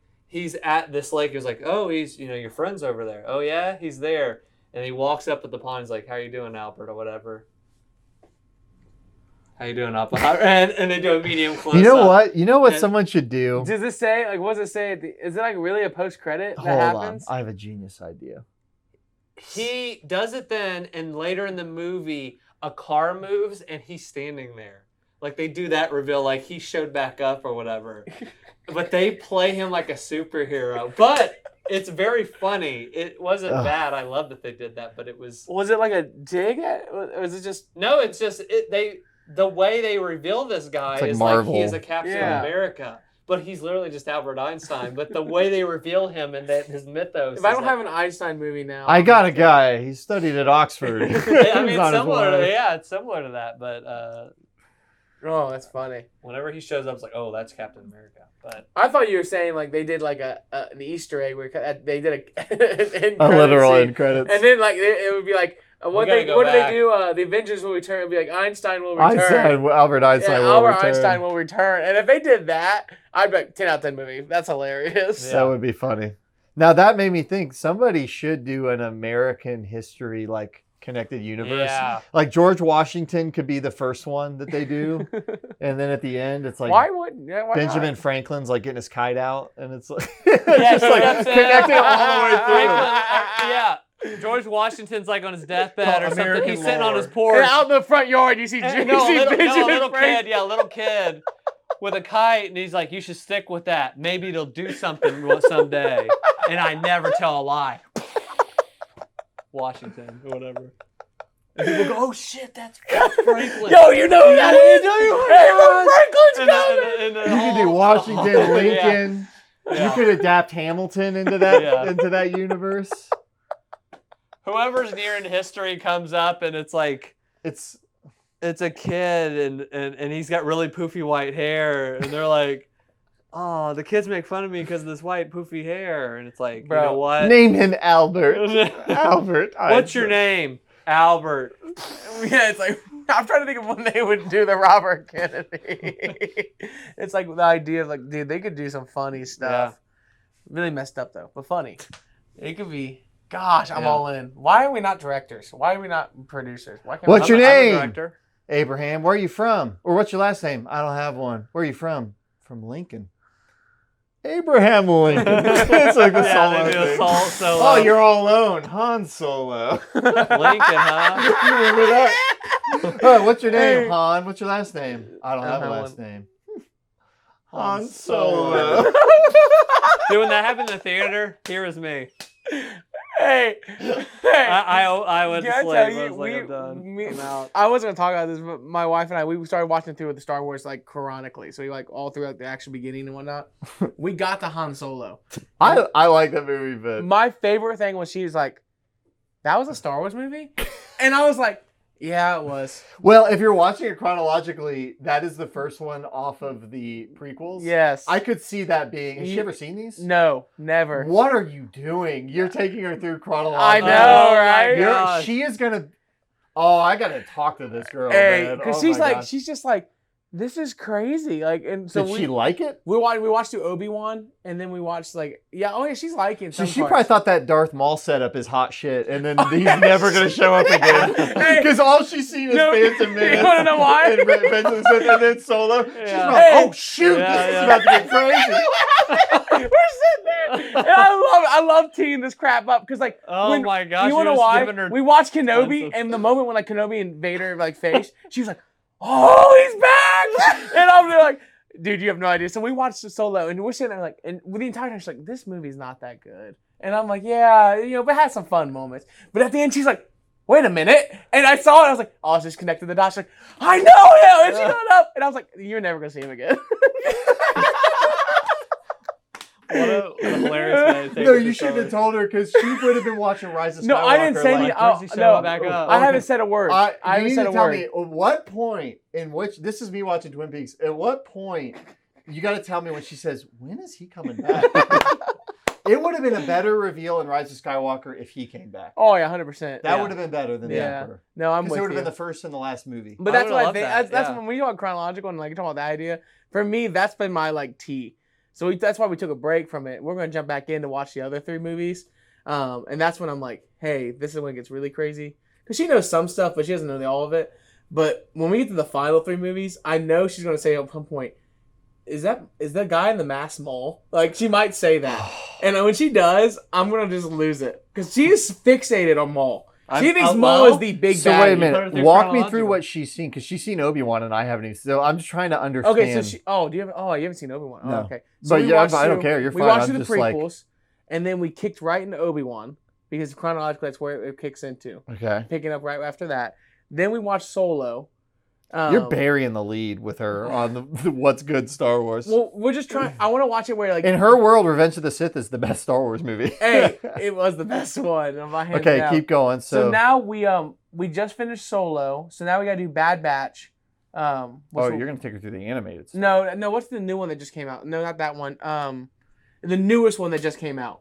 Because we're about to watch that and then Rogue One. Shoko. No, you're talking about Andor. Andor. Have you seen Andor? We watched the first episode. Was it good? The first episode was good. Yeah, I like it. I've heard people love that show. Then as soon as that's over, we're going right into Rogue One.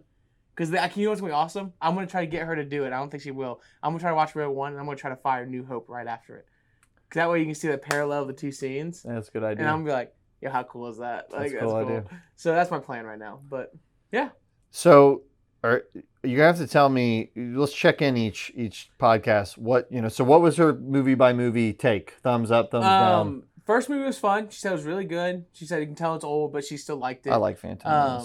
She said the second movie for her was just not like together. That was her biggest complaint. That movie sucks. She just was like, I get the idea. She's like, I just don't like. I like 1 and 3, and they have a lot of issues. 2, I hate. She said 3 was a sprint. She said, I felt like it never stopped. It just ran all the way 3 is good. It. I love 3. Yeah, she loved the ending. 3 is like an ending film. It makes sense. And then she's like, when the babies were born, because she knows something, she's like, oh, it's Luke and Leia. And she's like, oh, I see now. It's like, you see the dots kind of connecting. Yeah. But Obi-Wan's when she like started to crap herself. She was like, oh. Oh, she liked Obi-Wan. Oh, yeah. Because, just Obi-Wan feeds that, like, what happened to Kenobi in between. Like, it feeds that nugget, and they do a good job with it. Because she gets to relate to, she really liked Kenobi, and she really liked the role he played and everything. And so when you just go right from this to like, okay, here's Kenobi 10 years later, or whatever X amount of years later, and you get Kenobi and Vader and the callbacks they do and stuff like that. She was just like, oh, that's really cool. Coming right out of that movie and going into Kenobi makes it even better. That makes sense. Yeah, that's a good follow up to Revenge of the Sith. Yeah, because it's like they did it. They did it justice. Yeah, they did it justice. So. We really tail-spun off of our Oppenheimer talk. Yeah. So no shame in that, though. That's a podcast for you guys. That is the podcast. Thank you guys for watching. Hey, follow us on Twitter. X. I am of the mindset, I don't know where you guys are at, I'm calling it Twitter. Yeah, I'm not calling it X. I'm not calling it X. I think that really sucks. I don't know what to call it, and to be honest with you, I just don't care. I don't really use Twitter anymore. I don't either. I moved on. Yeah. But I call it Twitter. Yeah. Yeah. I think I've realized, man, I hate to do this again. I think I've realized how small of a pool Twitter has compared to all social media. It's got a bunch of great stuff. It's still the best social media for what it does. It is the best. It's for news and current reactions. I agree. Well, yeah. But nobody can look at user count. Nobody's user count. It's such a small fish in the big pool. But it's used a lot, and it's the only type of that short form. I get what you're saying. To me, like it. Facebook tried to do it. I don't like Facebook. I don't like Insta. I don't care that there's more people. The quality's there on Twitter in a different way. I just like even I logged in today for like video game news and memes and what's going on. It's awesome for football stuff. Tons of NFL people are on there. But my quality of life and my mental health are just better when I'm not on it all the time. Yeah. So I uninstalled it, and I can log in on my computer and look at it. You know what I also do is I only look at only look at the following page. I don't look at the For You page. No, yeah. So I'm only looking at the following. Following. It's getting late. And I'm only seeing like a lot of Wario 64 posts, like or Cheap Ass Gamer, and I get to see like all the deals and stuff. But, and then I got to see Trump's mugshot the other day. He came back. You can see what we post. That was awesome, by the way. Yeah, hilarious. But you can see what we post on Twitter. All you gotta do is hit the follow button. Yeah, DweeBros and X or Twitter, whatever you want to type in. Type in X, but don't let it like autofill, because I don't know what else you're typing on X on your browser. You know what I mean? But thank you guys for watching. I do stream. You do? But not right now. I'm making a movie. And I will be done with the movie hopefully at the end of September. Production will be done. In October, I'm looking to come back with Hangouts. I am so freaking ready. Devin hooked me up. We've got 3 monitors now. Look at that. In the setup, so I am Like You're a streamer boy. I've missed this podcast. I've missed the Hangouts. Yeah. I am deep into production of this movie. I'm excited to show you guys what we're working on and whatever I can show you guys where it's at. Absolutely. We did put the first screenshot of the movie. Oh, cool. The local place where we live or whatever had something going on for art, and they asked us to be a part of that. And we'll show you the first screenshot. So that's cool. Felt like E3. I was like, here's my. That's awesome. And then while I was there, they gave me the mic and like talk about Choke. The name of the movie is Choke, and I was like, oh, Choke is awesome. Some guy grabbed the mic. He's like, release GTA 6. And I said, this is just so disappointing. I'm just trying to talk about. I thought you were being dead serious. I was like, that's crazy. That's how late, dude. Oh my gosh. But yeah, look forward to that. Hangouts coming out then. Any last words? Thanks for watching. Thanks for watching. Starfield. Albert Einstein. Check him out. Google him. He'll return. Type in when is Albert Einstein coming back. When's his next film? When's he coming back is the funniest thing. That's like the best Google. Get me off of this thing. We're done. Bye bye. I want somebody to Google who is Albert Einstein when they watch it. Who is this guy? He doesn't have if he doesn't have a Fortnite skin, I don't think he's like valid. You know what I mean? Yeah. No, oh, we need Albert Einstein in Fortnite. I want Did Stephen you see Hawking the in video Fortnite. of Oppenheimer, dude. Oppenheimer skin. Oppenheimer skin. The bomb just dropped. Hey, his umbrella is a bomb. Get me off, done, dude. Wait. The freaking what's his face from Spider-Man? Tobey Maguire. Not Toby, the next Spider. Oh, Andrew Holland. Garfield. Tom Holland. He was doing some event somewhere and he had a mic up and you just hear this kid going, I have your Fortnite skin. I have your Fortnite skin. I have your Fortnite skin. And he's like, you have the what? Like, I love you, Fortnite. So, brain rot. See you later. Bye, guys. Bye bye. Peace.